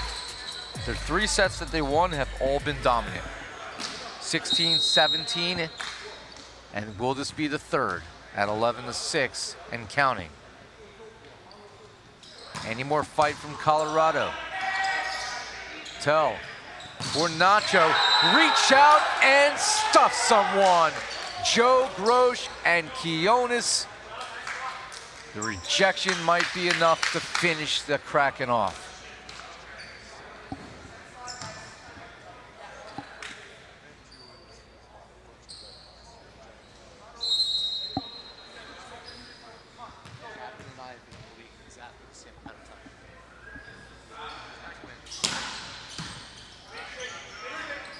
Rowdy goes to Gaynor, but it's dug up.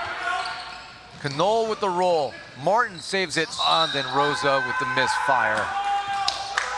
And this might be the end of the road for the inaugural season for the Colorado Kraken. It was a bit of an uncharacteristic ball, but I don't know where he was going with the jump set there. You know, just air it out, give someone some time. Because of a triple block to the right side of the court there, just give someone some time. And I think he was kind of doing too much fancy work there, just make it easy. Well, that ball was probably moist, so many touches coming off of the net. We're gonna keep it here because we are nearing the end of the road. Don't forget to stay with us for our final match, the 60th and final match of the regular season. That will come up at 6 p.m. Pacific. At 9 Eastern as the Chicago Untouchables against the LA Blaze. The Blaze are going to the postseason. The Untouchables are not, but they would like to go into the offseason with a W. What has been a very disappointing year for that franchise. Yeah, and if I'm not mistaken, I could be wrong on this one. Southern Exposure has 12 points off of after their win with a 3-0 sweep. I believe they went from 9 to 12. And at this one, though, Tornado's coming in with only 7. So they're going to get 2 points here. Oh, they had 9, but this will go to 11. So if I'm not mistaken, Exposure will retain 1 point lead, being 12 to 11, which would then put Exposure at the 3rd overall, with Tornado slotting in at that 4th in terms of seeding for the last bit. Which means they would take on the New Jersey Freedom. Match point for the Dallas Tornadoes. Chase McKenzie to try to close it out.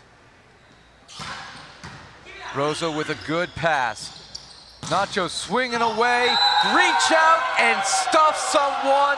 Grosh and Quiones and the Dallas Tornadoes will spin their way out of the basement and in to the postseason. They are heading for the first time in franchise history to the NVA quarterfinals, and they will most likely take on the New Jersey Freedom. Could be a matchup with the Texas Tyrants in an all-Texas matchup, but regardless, 31 kills from Felix Chapman, and they have found a way back from 2 sets to 1 down in 5 to make the playoffs for the first time in their history. Now, if you want to talk about, though, just before we celebrate a bit more of the Tornadoes and just kind of to give a nod to the Kraken, one of the things that was so impressive when we were looking at the point differentials, the set differentials, for a team that only had 2 wins, they finished 2-8, they had some of the highest points because almost half of the matches they played this season went to 5. So they were scoring points all along the way. They'll go into the offseason scoring 10 points in the scoring system this year. 4 matches went to 5 sets that they lost. Yeah, it's just they were right there all season long. They almost took down the Ramblers. They've almost taken down some of the biggest names in the league. But they were just missing a couple pieces, or those surges, maybe that experience. Chalk it up to almost anything with such a young team, brand new to the league. You see the youngest guy in the league, Trenton Lance. You've got Rowdy Martin playing some indoor volleyball for almost the first time in his life at this level. You see, Liam Jenkinson hasn't played in over a year, making his return. So there is a lot of hope on the horizon for this squad, most certainly. We saw a huge highlight also in the middle for Haskell and Gaynor. Phenomenal match from both of them here. Is there any conversation about who man of the match is, or is this? It can't be. I mean, for the 3rd time this year, Felix Chapman has exceeded 30 kills in a match. I said in the pregame show he was going to have 32 today. I was wrong. He only, let's take a look at the final numbers, only had 31. Don't ever listen to what I say. Felix Chapman, the man of the match, standing by with a man not as tall as he, that's Noah Chast. Felix Chapman, Ira thought you'd have 32 kills today. You had 31. You couldn't find one more? I mean, I tried, but it didn't happen, so I just take whatever I had, so that's great. You clearly were doing whatever you had to do to win. How much did this win mean to you? I mean, it means a lot because last year we were about to make it in the last tournament, but we didn't. But I feel like this year we give ourselves some chance to also win a couple games and not have to rush on the end. And man, worked pretty well so far. So I feel like the team was solid. We've been playing now for a long time, so it feels great to have the same people and come to work and trust everybody next to me, especially Shike, that is this amazing guy.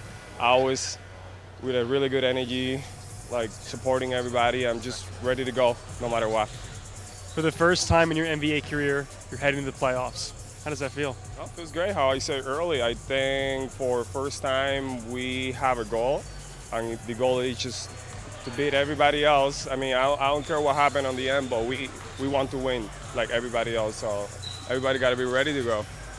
Another 30-kill match. I mean, is there anything you're not willing to do for your team to get a win?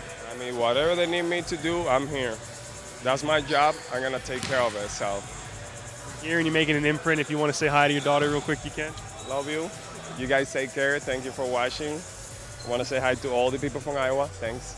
And all the people from Dallas as well. Thank you so much. Felix Chapman, our man of the match. Another phenomenal match, and the Dallas Tornadoes are heading to the playoffs. Running out of adjectives for Felix Chapman. Congrats, man. He had 41.9% of their attacks today, 57 of 136, but nearly 50% of their kills. Wow. So he's getting fed. Thank you, Felix, as he's going to come over to the booth here and give us a handshake live on the air. Hey, we were close. I said 32. You had 31. It's basically the same thing. And the Dallas Tornadoes are going on the backs of Felix Chapman to the playoffs for the first time.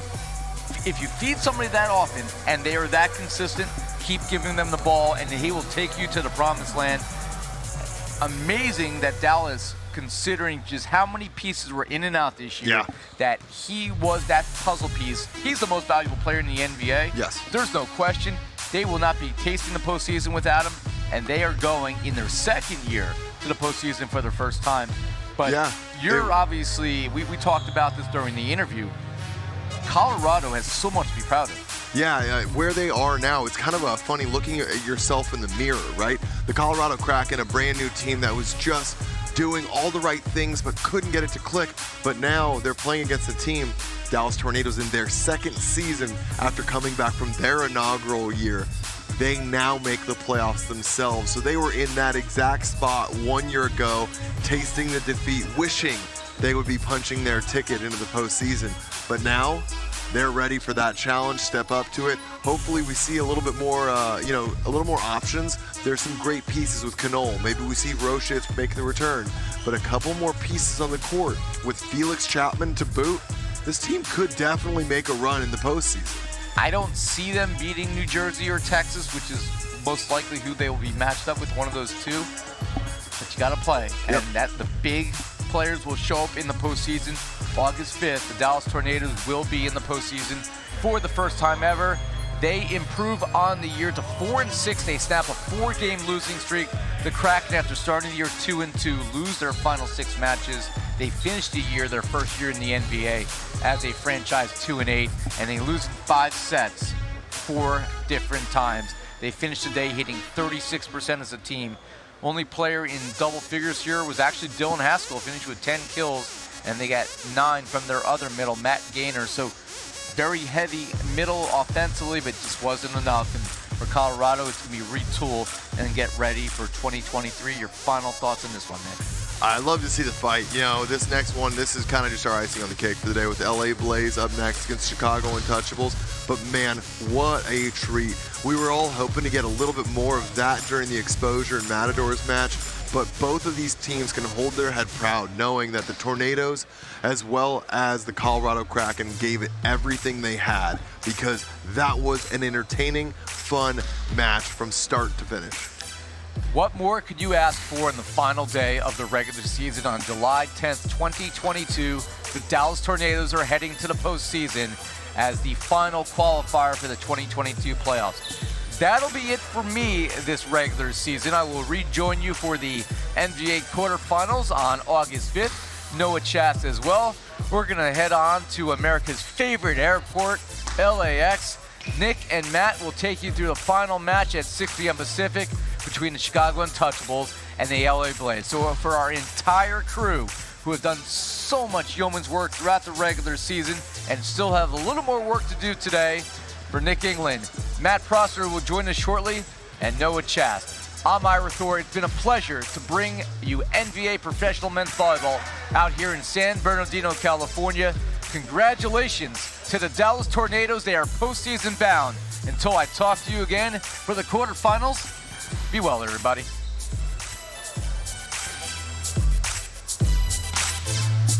Good night and God bless.